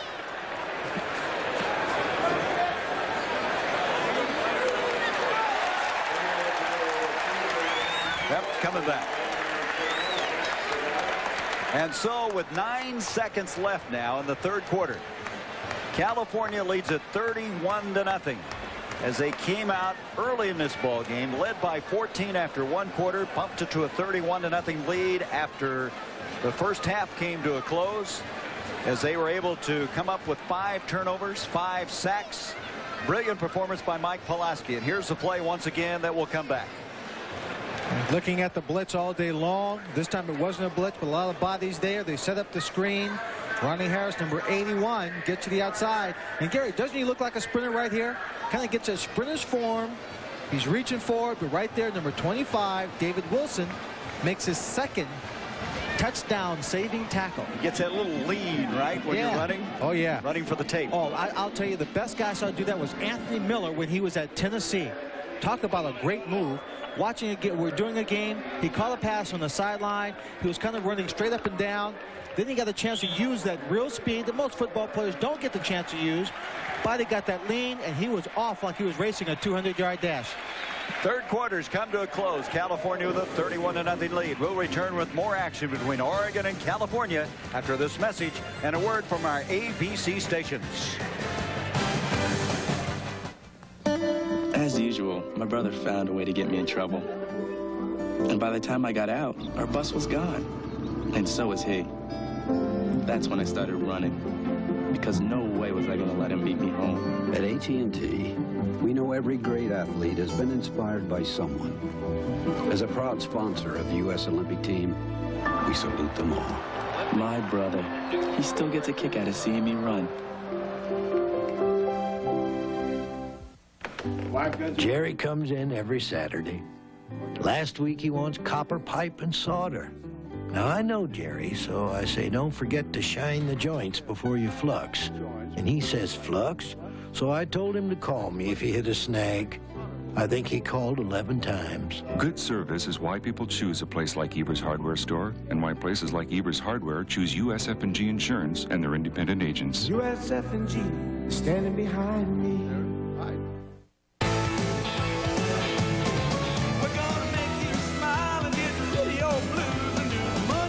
Football boogie for you. The crunch, the workout, the kickoff, the roar of the crowd. It's here. Fall kickoff time at Les Schwab. Page after page of winning tire values. For example, a special purchase of 40,000-mile all-seasons radials means we pass the savings on to you. For pickups, vans, and 4x4s, sale prices on Wild Country, Wildcat, Buckshot Mutters, and more let you tackle any road. It's happening now. The Les Schwab Fall Kickoff of winning tire values. I'm very proud to be the one that concentrates on doing lots of volume. But it's not just how many cars you can sell. When you do a lot of volume, you obviously do a lot of volume with your finance sources. Then it becomes easier to get people financed. We finance a lot of customers that had no idea they could get financed.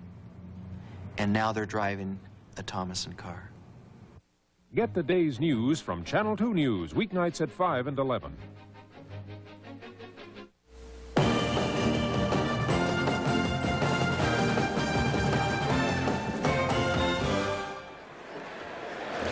Well, if you look very carefully, you can see the Oakland Bay Bridge in the background here with the fog and over into the San Francisco area. It's been a bright, clear day for the California Golden Bears, though, as we start the fourth quarter. And now we've got some pushing and shoving going on.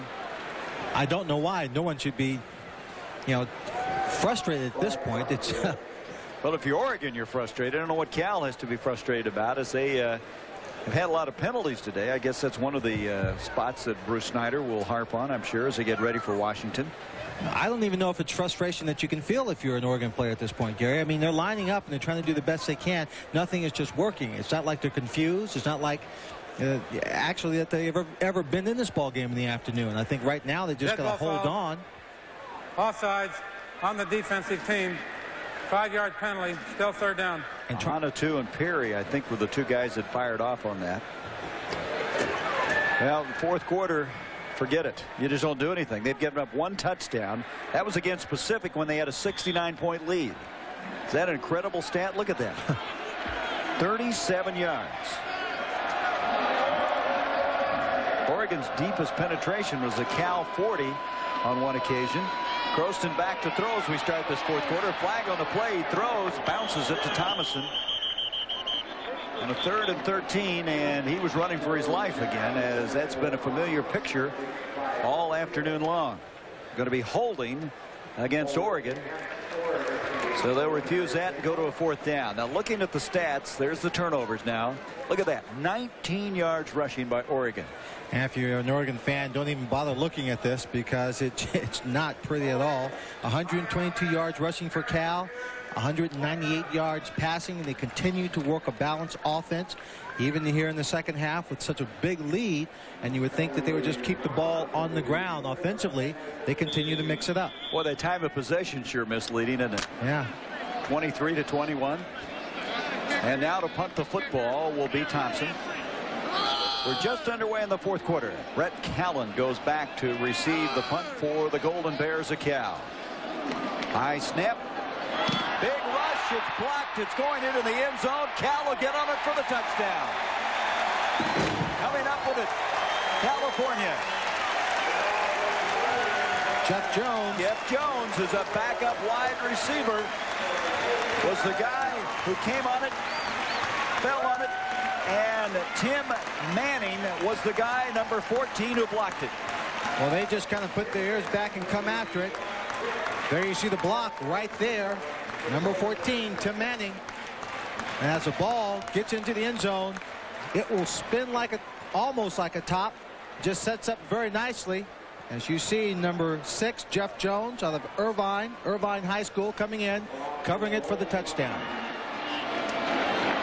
And so the point after by Bryant is good. It's 38-0. Complete domination. The 13th ranked Bears have been awesome. Getting to know you. Well, we could have bought an expensive foreign car. But we got the Geo Prism for 1/3 of the cost. It's so quiet that it doesn't sound like your car is actually running. When I need it, it's there in the driveway, not in the mechanic shop. This is my second Prism. The Prism is good for the environment because it's fuel efficient. I got all of this in my Prism. Didn't have to rent a truck. I feel very secure in my Prism. Get to know Geo Prism. It's right around the corner at your Chevrolet Geo dealers. Getting to know you. Cars of the future are like this. Every business morning, while the rest of the world is getting up, UPS is guaranteeing overnight delivery before 10:30 for far less than other companies charge.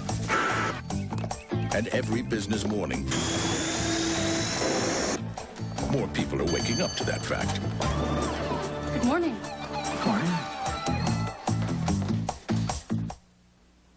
Ben and Connie Studebaker look at things differently since they became parents.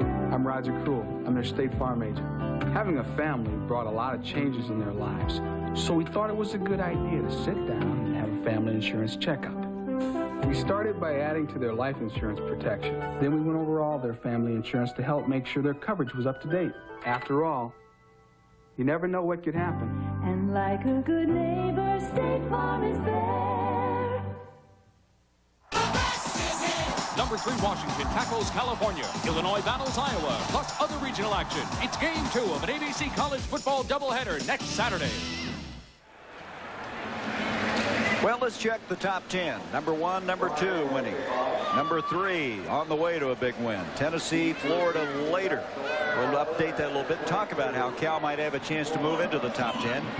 Donovan Moore returns this kickoff across the 25 and skips across the 30-yard line. So let's build a case here for the Golden Bears with this 38-0 lead. As you see the scores here, 2 teams in the top 10 have lost today. That being Baylor and Penn State. As you look ahead here, Baylor losing to Rice. Cal came in here ranked 13th. With this impressive victory today, you got to make a strong case for them being ranked in the top 10. Yeah, but then you have to look at the fact that Penn State was ranked number 9, but they lost to the number 2 team. People expected them to lose, and it was a tight ball game. Croston delivering to Anthony Jones. Ball comes loose. Is it ruled a catch? No, incomplete. But Baylor losing to Rice, I would think they would be more of a candidate to slide out of the top 10. Well, if Baylor losing to Rice makes them a candidate for sliding out, also if Ohio State does not come up and beat Illinois, that's another team that's ranked higher than Cal that would make the case for them. But I think what's more important is they know that Washington is a nationally ranked team, is a national contender, whoever they play. That game will tell a lot, whether Cal has really come up into the top 10. From the 31, second down, 10 yards to go. We have 14.5 minutes left in this game. Croston double pumping. He's going to take off, and he's tackled. The ball comes loose, and California's got it. And a flag. A flag at the completion of the play. Roseman, Scott Roseman, the junior, coming up with a fumble recovery.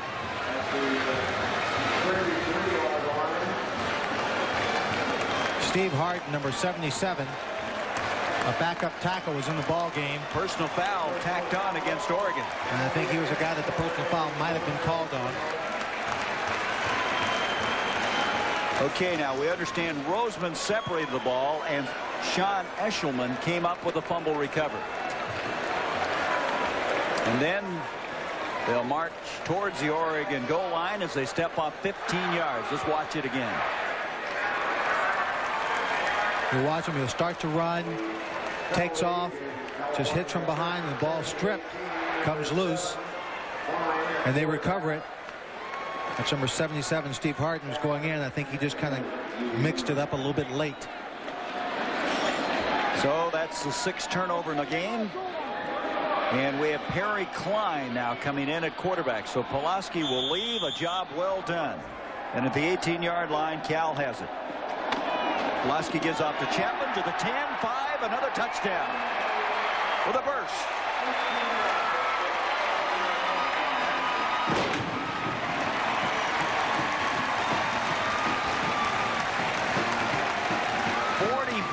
And Rich Brooks' team is demoralized right now. Perry Klein did a backflip, the quarterback, as he was going on the far side, and we have a penalty flag.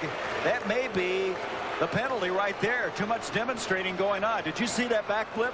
Yeah, I didn't see the backflip, but the penalty could very well be because of too much celebration. Chapman going in, that his raising of the hands was enough. That was good. That was fine. I've never seen a quarterback do a backflip. That's a new one for me. So Chapman scoring. You got to be careful about those demonstrations. You know why, Gary? Why? I remember that Drew Pearson, when he was playing for the Cowboys, scored a touchdown once, jumped up in the air, and he just did a little twist. He didn't do what Butch Johnson used to do about drawing the pistols and all things. Just jumped up in the air and twisted a little bit, came down and sprained his knee. So it's, I think most coaches would prefer that you do something less physical. The discussion still going on as Chapman scored from 18 yards out to make it a 44-0 game. Chapman with his 3rd touchdown of the year. Ryan, point after attempt, 14:30 left in this one. And he got it. 45-0. California. There's a thrashing going on here in Berkeley. At BASF, we don't make the house, we make it warmer. We don't make the suit, we make it racier. We don't make the meal, we make it healthier. We don't make the music, we make it clearer. At BASF, we don't make a lot of the products you buy. We make a lot of the products you buy better. BASF, the spirit of innovation. To an engineer, Chevy Lumina APV is corrosion-proof polyurea body panels, molded ballistic cup resilience, modular seating for 7. Guys gonna join us? Yay! Computer-modulated anti-lock brakes. But to a mom, the Chevy Lumina APV okay? is a lot of innovation that makes her life You guys did great. a lot easier. No wonder more people depend on it. Heartbeat of America. That's today's Chevrolet. It's football time. Your ball, Joe. I'm hurting, Jimmy. I did it. You can do it. This isn't tennis. This is football pain. My doc says ibuprofen for body pain. The medicine in Nuprin. My trainer, same thing. So Nuprin. Nupit. Nupit with Nuprin. Strong stuff. Just takes one. Cheer up, Joe. There's always tennis. Yeah, Jimmy? You think I'm old enough? For back, joint, or muscle pain. Nupit. Nupit. With Nuprin. The body pain medicine. So Chapman, in one play from 18 yards out after the penalty, the personal foul, took him 5 seconds to get into the end zone. Lindsey Chapman, 45-0 now. As Brian is going to be a wary kicker before this day is over, will be kicking off again. Atlanta now has moved their lead 10-3 in the 8th inning. Still 14:30 left to play in this game. Ryan kicking off. And at the 15, Donovan Moore will bring it up to the 25, to the 30, and Moore will fight his way close to the 40 and get across there. Oregon will set it up there. Paul Alcott, a safety up there to make the stop on Moore. Well, let's see. You suppose they might even bring in another quarterback? They're going to. They're bringing in Doug Musgrave. He's the younger brother of Bill, the all-time passing leader at Oregon, who's now on the 49ers team. And he was a transfer from Michigan out of Grand Junction, Colorado. And so he'll be the third quarterback Rich Brooks will use today. Doug Musgrave. His brother Bill's here at the game.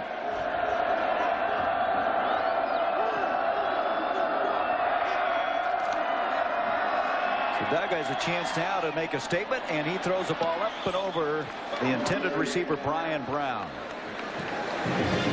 Well, the worst setback in this series goes all the way back in October 22nd, 1921. Cal won that game 39-0. Now today they would surpass that if this stays 45-0. So this series has been very tight. What did we say at the start of the broadcast? 7 of the last 9 outings the underdog had won. Not today. Second down, 10 from the 40. The worst outing for Oregon going back was in '85 when they got beat by Nebraska 63-0. Musgrave back, throwing, and the catch is made by Donovan Moore. His forward progress will be to the 47-yard line. Coming up, the Thrifty Car Rental post-game show, as we'll be joining Roger Twibel and Bo Schembechler in New York to update you on everything. That is, if time permits, as we still have over 13, almost 14 minutes left in this game.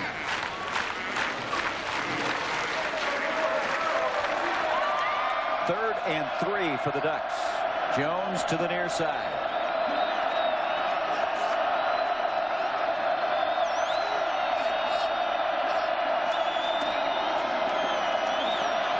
Musgrave, he threads it that time. Nice throw to Thomason. And that's a first down inside the 45 to the 44. Gary, you touched on it just a moment ago when you talked about Musgrave coming in, having an opportunity, and they should view it as that, as an opportunity. A lot of kids look at coming in late in the ball game as kind of cleanup time, that sort of thing. But here's an opportunity for a guy who was coming in as your third-team quarterback, your first-team quarterback out for the season because of an injury. And the job is really wide open at this point still. He can come in, show some talent and leadership ability. Well, he certainly has good bloodlines, doesn't he? Yes, he does. His brother Bill, such an outstanding performer for Oregon.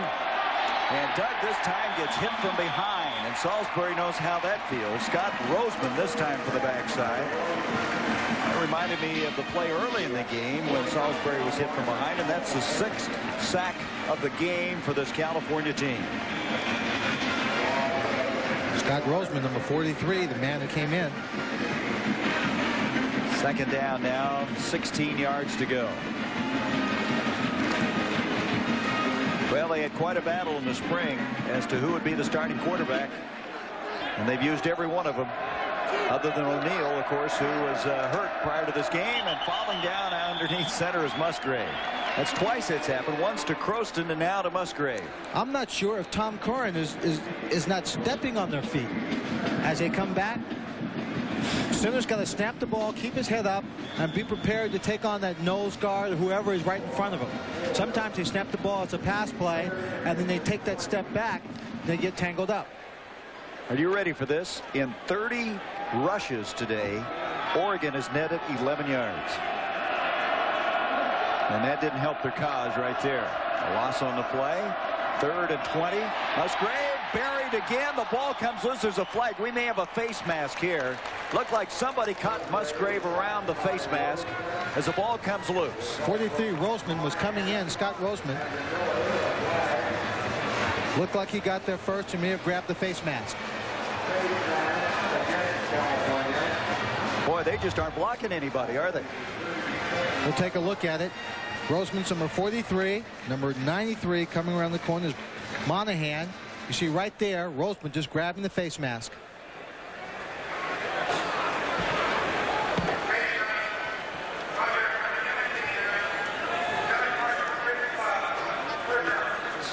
So that'll move the ball inside the 50 to the 48-yard line. Still doesn't give them enough for the first down. But they do maintain possession. 3rd down and still, well, about, 15 yards to go? Yeah, 15. They had a long ways to go. So it's 3rd and 15. Line of scrimmage, the 48-yard line now of California. Musgrave can make a statement here. about trying to get a starting job if he can convert. Hand off to Donovan Moore, and nice second effort, and Moore is close to the 40-yard line. Still 6-7 yards short of the first down. Michael Davis, who's from the Berkeley area, St. Mary's High School, there to make the stop. There he is, number 32. Monday night, looking ahead, the Giants, the Steelers, Three Rivers Stadium. Jeff Hostetler, Lawrence Taylor, the defending Super Bowl champions, seem to be back on track. And the Steelers trying to get their act together. 9 Eastern, 6 Pacific, here on ABC. 4th down and 8.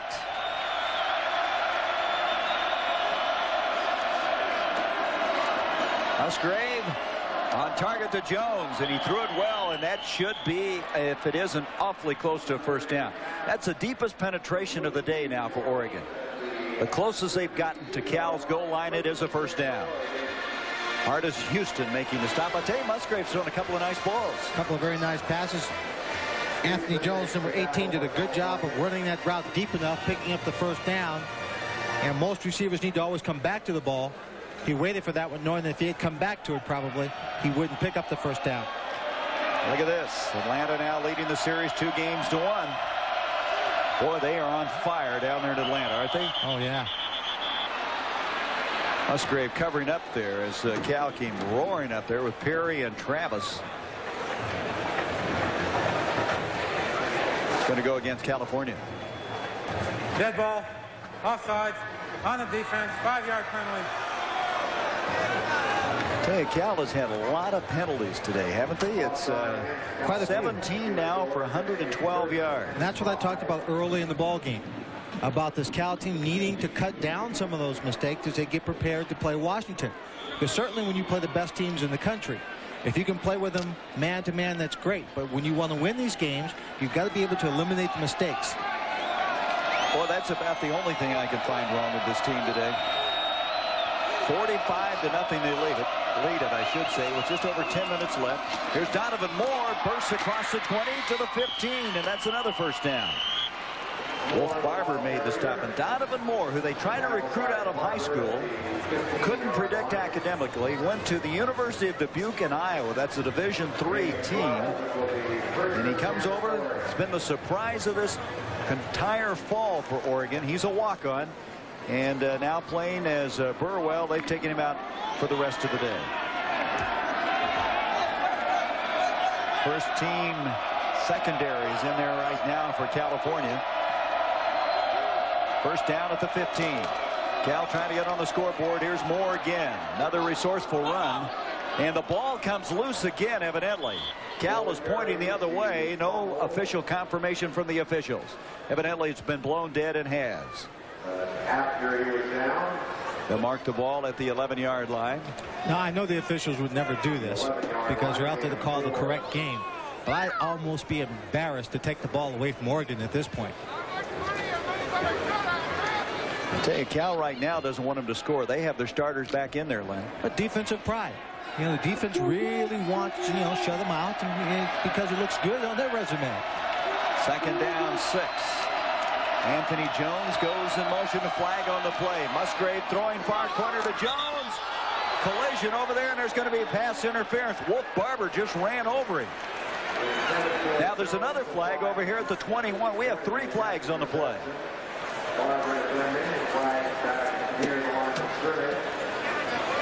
This may take some conferring to figure this one all out. And they may end up just being offsetting. Hey, Wolf Barber just ran over Anthony Jones. There he is. Look at him. I don't know why he's shaking his head. he just unloaded on him. His brother, of course, plays for USC. Kurt Barber, outstanding linebacker. Illegal formation on the offense. Pass interference on the defense. The penalty's offset. We'll replay the down.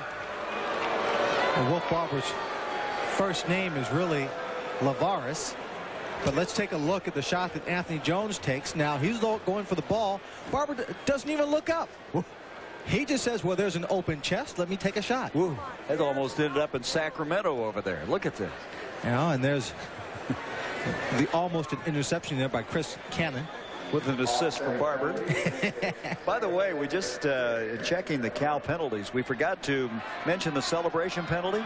Yeah. They now have 18 penalties for 127 yards. That's one shy of the school record. Back to throw, Musgrave.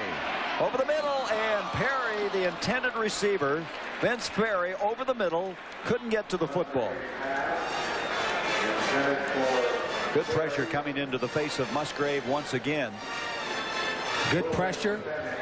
Excellent play call, though. Ferry's coming across. Great opportunity there for the for a catch and a touchdown. Ryan Perry, number 53, part of that pressure. 3rd down, 6. The Cal band enjoying themselves here, as is this predominantly Bear crowd. That's an interesting move they have there. I've seen you on the dance floor. I've seen something very similar to that out of you. 3rd down and 6. Musgrave back. Dumps it far side. The catch is made by Brandon Jumper, and Jumper, the fullback, to the 10, and that's it. And again, the pursuit, the quickness, the gang tackling by Cal. Cornell Collier was over there, and it brings up a 4th down. They fly around, don't they?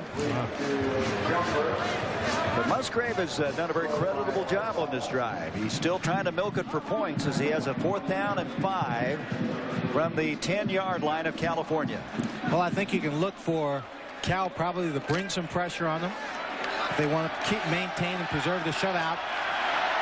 And again, all the Cal starters in there. Musgrave's got to call timeout. Looked to me like Cal was as confused as anybody defensively. 2 seconds left on the clock. 1 timeout left for Oregon when we return. Nothing's as proud as a Chevy full-size. Like a rock, I was strong as I could be. Like a rock, nothing ever got to me. America's best-selling trucks for one simple reason. They work. Chevy trucks. Like a rock, The trucks you can depend on. The trucks that last. Indianapolis, Daytona, Talladega, Pomona, Baja. Why do we go to such distant places to put Craftsman tools to the test? If you're going to guarantee a tool forever, it's got to take the torture even guys like you dish out. 1,600 Craftsman hand tools, made in America, guaranteed forever, only at Sears. Besides, this kind of testing is fun. It took all day, but they finally came up with one very big idea. What do you bet they printed on a laser jet from Hewlett-Packard? The race is on to make batteries that last longer. And today's Duracell batteries can even outrun the ones we made just a few years ago. Today's Duracell, you can't top the copper top. Gary Bender and Lynn Swan. We have 8:12 left in the game, and Cal trying somehow desperately to get on the scoreboard, trailing 45-0. Have a 4th down 5 from the 10-yard line of California. Doug Musgrave, the 3rd quarterback today for Oregon, has done a very good job on this drive. He's trying to get it into the end zone. Anthony Jones comes in motion. Musgrave will roll to the near side. Got a block. Looking down the field. Throws it up for grabs. Incomplete. That ball was anybody's ball. Brian Brown, the intended receiver. 3 blue-shirted Bears were there, and California will take over on downs. Well, he had to throw it or get sacked. They did what they have been trying to do all afternoon. A little half roll, get a little more time. He's got a couple of receivers in the area, but the secondary reads it extremely well. They've got 2 people on the primary receiver. He gives his receiver a chance to go up for the ball, but he just can't come up with it. Barry Klein now will run the team at quarterback. Gives off to Chapman, and he'll get a yard, maybe 2. 8 minutes left in this one. Illinois now 10-7 over Ohio State. Big game for the Buckeyes, who go in there unbeaten.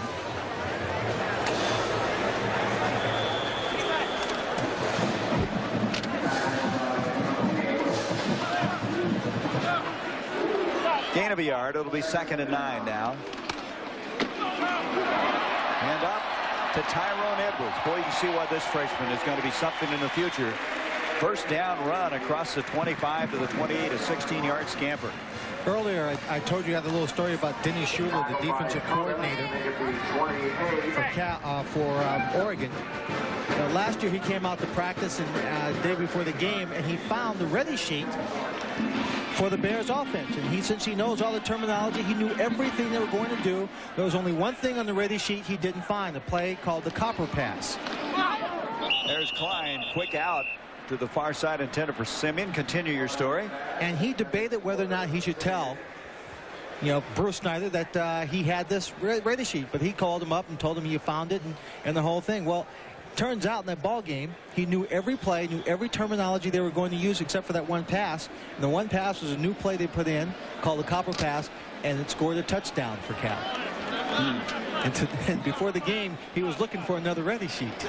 I was going to say the moral ed stories, never look for a ready sheet ahead of time. Here is Edwards again, and another burst and almost another first down. Boy, he's going to be something. That's going to be short by a couple of yards. Tony Coker making the stop.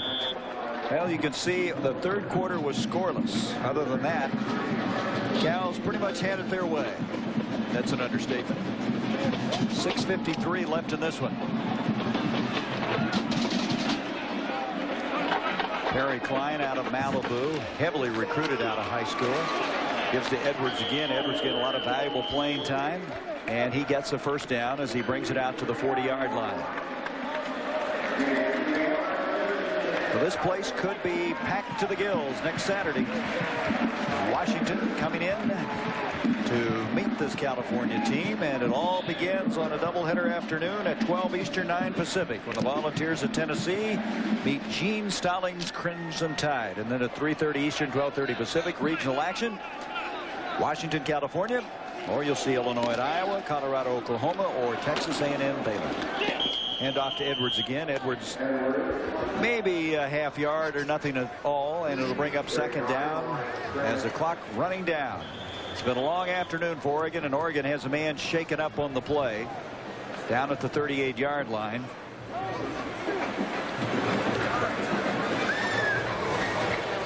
We'll check and be sure. I think that's Tomapiao.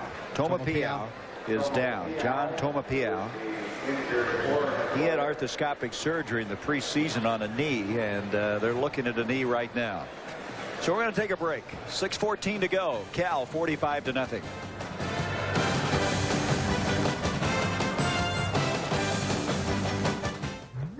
Oil. It's the lifeblood of your engine. That makes your oil filter your engine's most vital organ.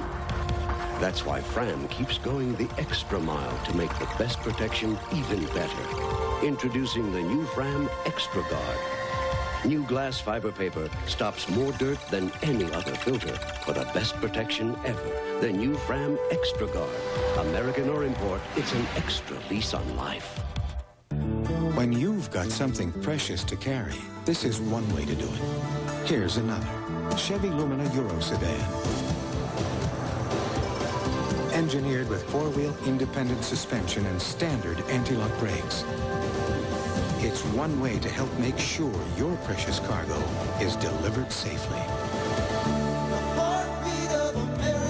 The cars more people depend on.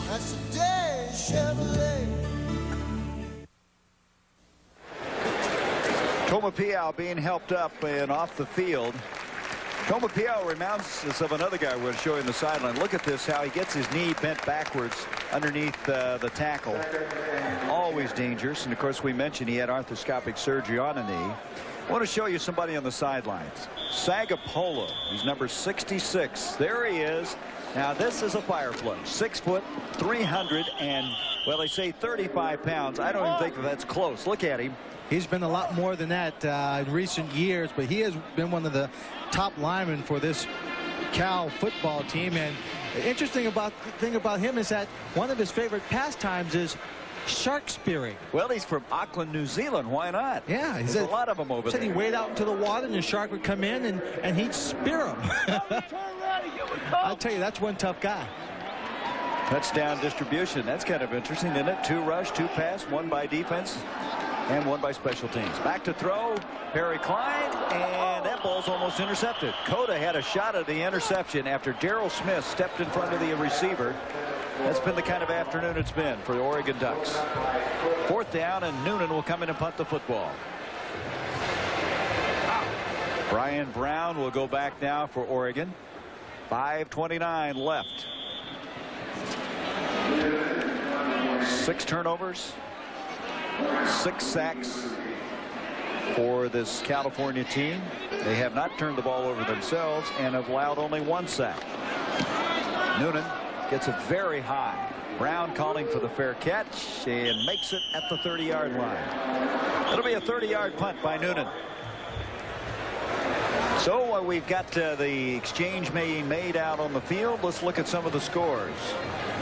Update you in case you've just joined us. It started seemingly a long time ago with the first game, with the Penn State game against Miami, with Miami winning, and we'll check it here. Woodall scoring first at the 8:49 mark on that touchdown pass. Wolf Barber then picked off one, went in 33 yards out, 14-0 after 1 quarter. White with a 1-yard run. He hasn't played much today, hasn't needed to, made it 21-0, and we'll go further in a moment. Musgrave in at quarterback. Complete to Brown. Brown across the 35. Nice move, and he has a first down out to the 45. Michael Davis made the stop. So it was 21-0 there.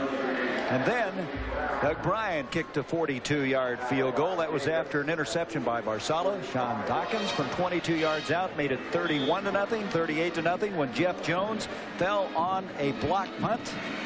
And then Lindsey Chapman, 18-yard run, made it 45-0. That's where we are now with 5 minutes left in the game. First down to the 45 now for the Ducks. Musgrave play action. Up the field, complete to Brown at the 40, and Brown has a first down catch at the 36-yard line. And this guy, number 17, may be starting next week at quarterback. Who knows? That's a 19-yard gain. Well, they're trying to instill get some pride back, I should say, and this offensive unit. They came out in the start of this ball game, turned the ball over very quickly, put the entire team down by 14 points right off the bat. They really need to make something happen, find some positives in this ball game. Brandon Jumper, the fullback, comes out of the ball game. Donovan Moore replaces him. 4:26 left in the game. Line of scrimmage, the 36 of California. Musgrave double pumps, far side, complete. Donovan Moore make that Kealike Clifford, who made the catch. Number 42, a redshirt freshman out of Santa Ana. And his forward progress will be marked to the 31-yard line. A gain of 5, 2nd and 5. So the third tailback in the game, Clifford, now in.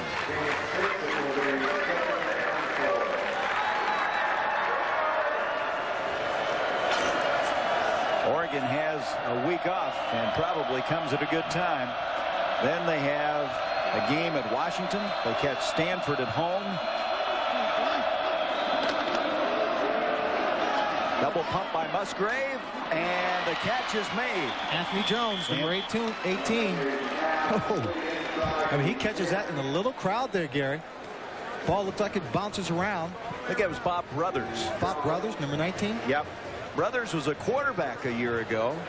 In fact, he had to play against Cal when Bill Musgrave was hurt. Came in a quarterback, now playing a wide receiver, also the holder on placements. Well, this is no easy catch he makes here. He goes up. He's got a crowd of people around him. Darrell Brown, number 1 in that secondary for Cal. First and goal inside the 10-yard line. This is Clifford again. Kealike Clifford, and he is close to the 5 and knocked down there. Artis Houston over to make the stop. Kealike, his name is so hard to pronounce, they call him Robert. And we have a Cal player down. That is Monahan, shaken up on the play. Brad Monahan, boy, they like this guy. They think he is going to be something special. 6'6", 260-pound redshirt freshman. He just got hit awfully hard. Well, let's look ahead as far as Cal is concerned. This is the first of 4 games at home. Oregon, then comes Washington, San Jose State, and USC. Then they have to go to Oregon State, play Arizona State here, and finish with the game, Stanford. The game, the crosstown rivalry. Well, I tell you, this California team, they're the Bay's hottest team. People are excited about them, and they well should be. Second and goal now from the 6. Musgrave to Donovan Moore, and he straightened up as he just got inside the 5. It'll be third and goal there. This defensive unit, while there are backup people playing in it at the moment, are still charged with trying to preserve the shutout. Michael Davis, who was in on that stop. You see the time remaining. 45-0, and Oregon somehow trying to salve some wounds here and get on the scoreboard. Second time Musgrave has been down on this end of the field. Brothers in motion. Musgrave gets a block, throws, and it's caught by Clifford on a deflection for the touchdown. The ball was deflected by Ben Sperry, the tight end, and Clifford alertly comes up with it. I have to believe, Gary, for a moment there, Ferry might have thought that Musgrave was going to run this ball in. Take a look. He's rolling out. His receivers are covered. Gets a good block to stop the backside pressure. You know, it looks like he might have just run that ball in. One receiver's calling for the ball. Ball's tipped. And it comes down to Clifford. That was Clifford who was actually calling for the pass. Give Ferry an assist. And Clifford with the touchdown. He had scored 1 touchdown rushing, his first receiving. Point after attempt by Greg McCallum is on the way, and good. 45-7. 1 minute, 59 seconds to go. So Oregon gets on the scoreboard.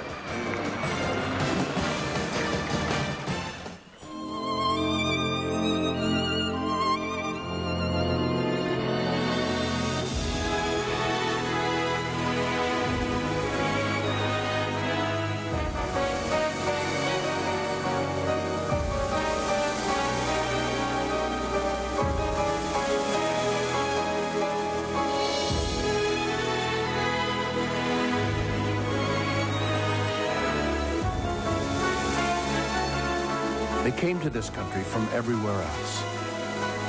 And now, the airline that's uniting the world is ready to take you back. United. The airline whose service made it #1 across the Pacific. Takes you across the Atlantic to cities throughout Europe, including service to London's Heathrow. United to Europe. Come see what we're made of. Come fly the friendly skies.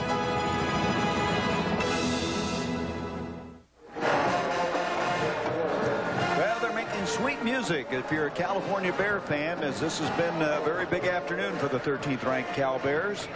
That last drive, Musgrave was 5 of 5 passing.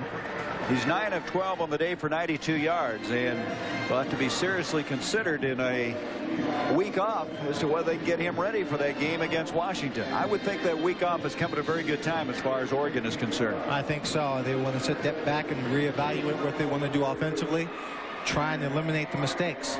Well, the Chevrolet most valuable players of the game. Eric Castle, the safety for Oregon, in on a lot of stops, and Mike Pulaski.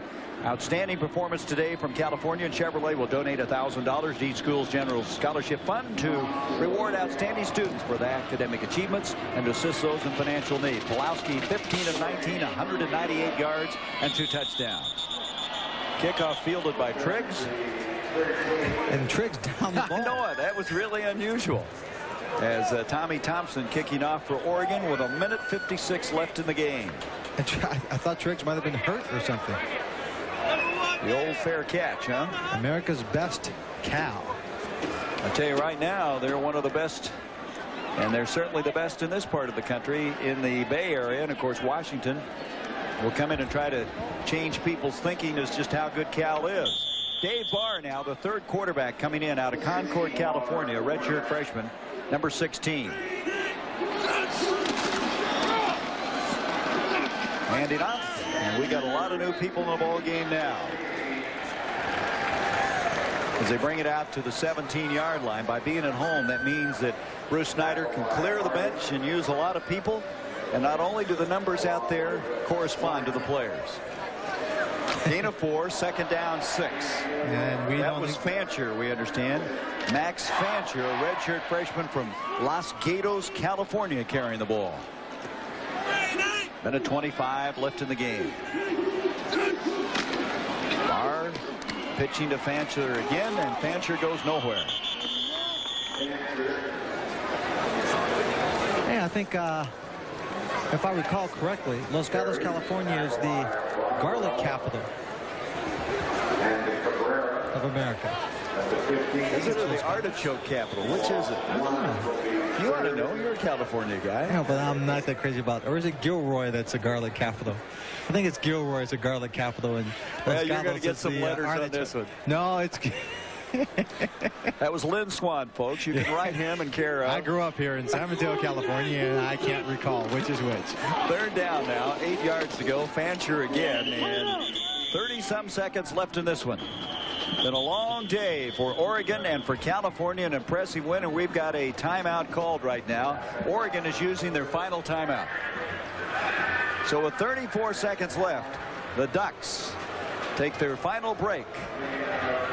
And look at the numbers here. Rushing 175 by Cal. Oregon with 38. And Bruce Snyder can relax with his team on the sideline. Camera just passed Pulaski, who's over there. They call him the Rambo of Strawberry Canyon. That's the two Zumwalts, Eric and Greg. Greg out of his shoulder pads right now. He got a brief fling in this game, and of course they'll have him ready to go next week as Noonan goes in to punt the football. With 34 seconds left, Brian Brown will go back to receive the punt.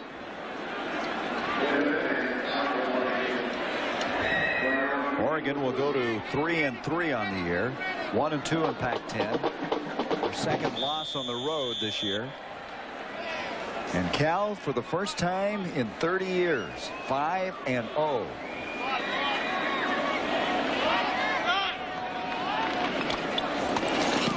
Noonan hit it kind of funny. Brown, no fair catch, and he'll be tackled short of the 45-yard line. Scott Roseman down there, 30-yard punt. So California ranked 13th and making a strong bid to move into the top 10 with this victory here today. They'll be 3-0 in the Pac-10. What's impressive is 2 of their wins in conference play have been on the road in Tucson as well as in the Rose Bowl against UCLA. Both of which were come from behind victories late in the fourth quarter. Field goal to win with time running out against Arizona, and of course a real strong drive, couple of drives after being behind UCLA 24-14, coming back to win that one 24-27. And so what Cal has done, Lynn, in all intents and purposes, they have positioned themselves now to make a run at Washington and the Pac-10 championship. Well, they've reestablished football at Cal on the national level. They're contending for the Rose Bowl. Musgrave, that ball should have been caught. Bob Brothers couldn't hang on. Well thrown by Musgrave. And that stops the clock with 21 seconds. Well, last year, Cal was 7-4-1, their first upper division finish in 11 years. Their first winning year since '82. They went on to beat Wyoming in the Copper Bowl in Tucson. That was their first bowl victory in 53 years. And this guy is putting a lot of new things into the record book now for this California team. He's turned it around. Bruce Snyder. His goal, a New Year's Day bowl. And he'd like to go to the one in Pasadena.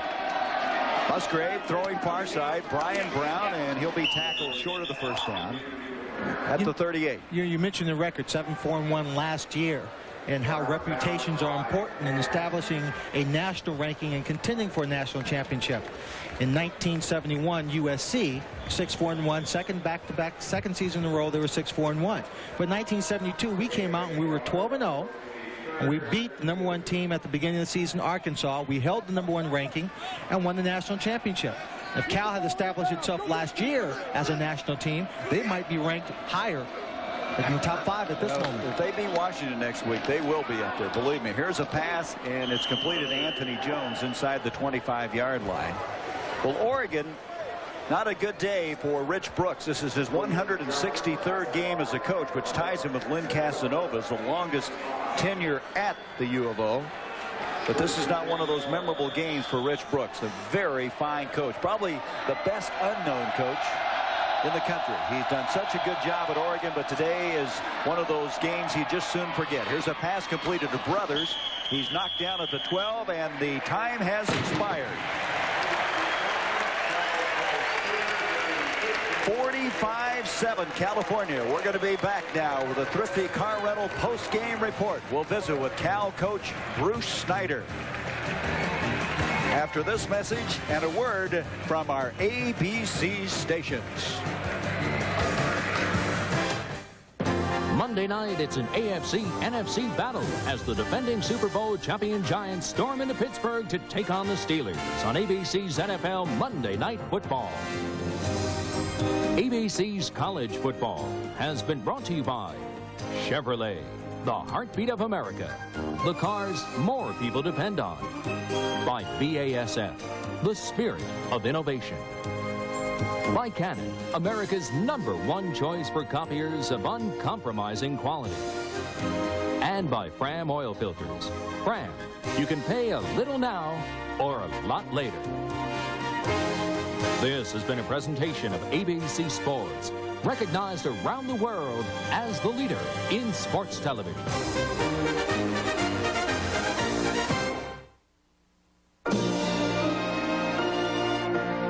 A promotional fee has been paid to ABC by United Airlines. Come fly the friendly skies.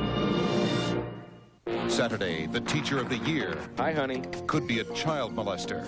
He tied a towel over my face. You were going to destroy an innocent man. Do you have any idea what that little girl looked like when we found her? The Commish, Saturday. With the widest dynamic range of any high-bias tape, it's no wonder TDK is the tape rock sticks to better. TDK, as serious as you can get. At Power Rents, good enough is never good enough. That's why we moved Power Rents Tiger to a bigger location. That's why we added people. More room, more people means more service for you. Sure, you'll still get the latest models, the dependable names, you'll just get them faster. Power Rents has all the big stuff and the small stuff you need to tear through any tough job. Plus, with radio dispatching, on-call emergency service, 4 locations to serve you, nobody worked harder to earn your business. Stop by, let us know what you think. Power Rents. Fax me those numbers. 17.5, sell. I think we ought to sell. Seems like a good number to me. On TV, actors like us always look successful. Which is why U.S. Bank hired us. To say they recognize that in a real business, success takes more than just quick cuts. Quick cuts. And exciting camera moves. What you really need is practical help. Like a line of credit. Because unlike us, you've got to make a real profit. All we need to succeed is acting lessons. We just got the Sandstrom project. Way to go! Thank you. Do I find anyone?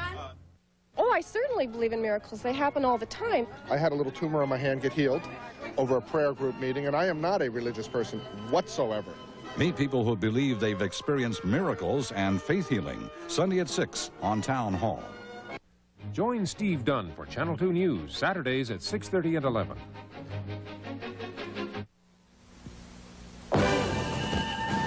ABC Sports presents the Thrifty Car Rental post-game report.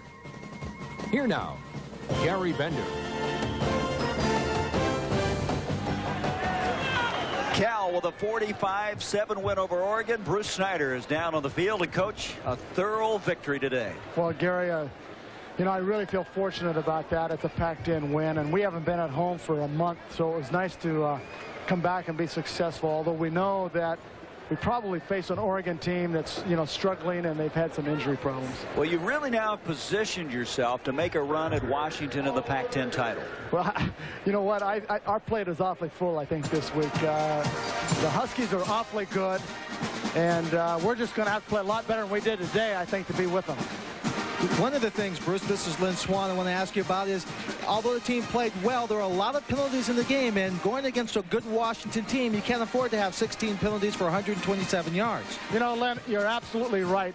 In fact, at halftime, I got after my team pretty good about that, and I'm just about ready to go back inside and talk again, because we're just not going to be able to play that way in a game like this coming week and hope to have any success.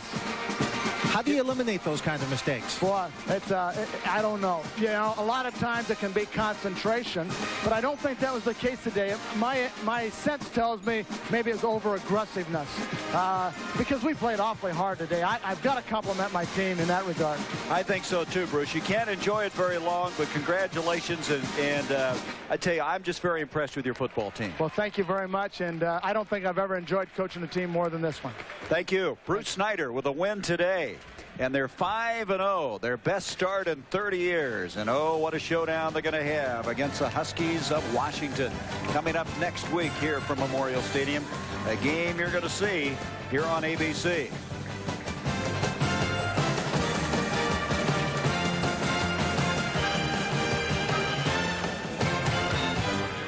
Okay, well, that about does it here. We want to tell... At Thrifty Car Rental, we understand how therapeutic vacations can be.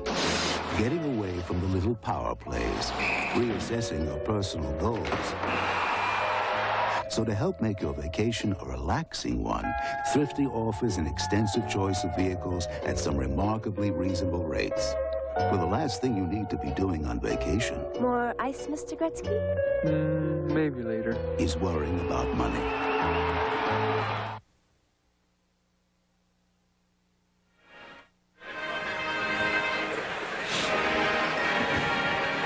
Okay.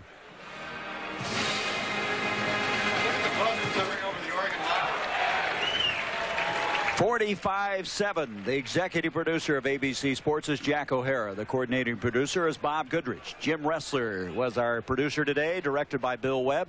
Richard Gelber, the technical director. The associate director, John Del Vecchio. Our unit manager, Joe Alvarado. Les Weiss, the technical operations manager. Russell Brooks and Ronit Larone, the assistants of the producer. The statistician, Mike Swanson. Our spotter, Joe Sullivan. Brian Gordon and Braxton Banks, the computer statisticians. Andrea Bryant, our booth coordinator, and Doug Johnson, our sideline coordinator. 45-7 for Lynn Swan. This is Gary Bender. So long from Berkeley, California.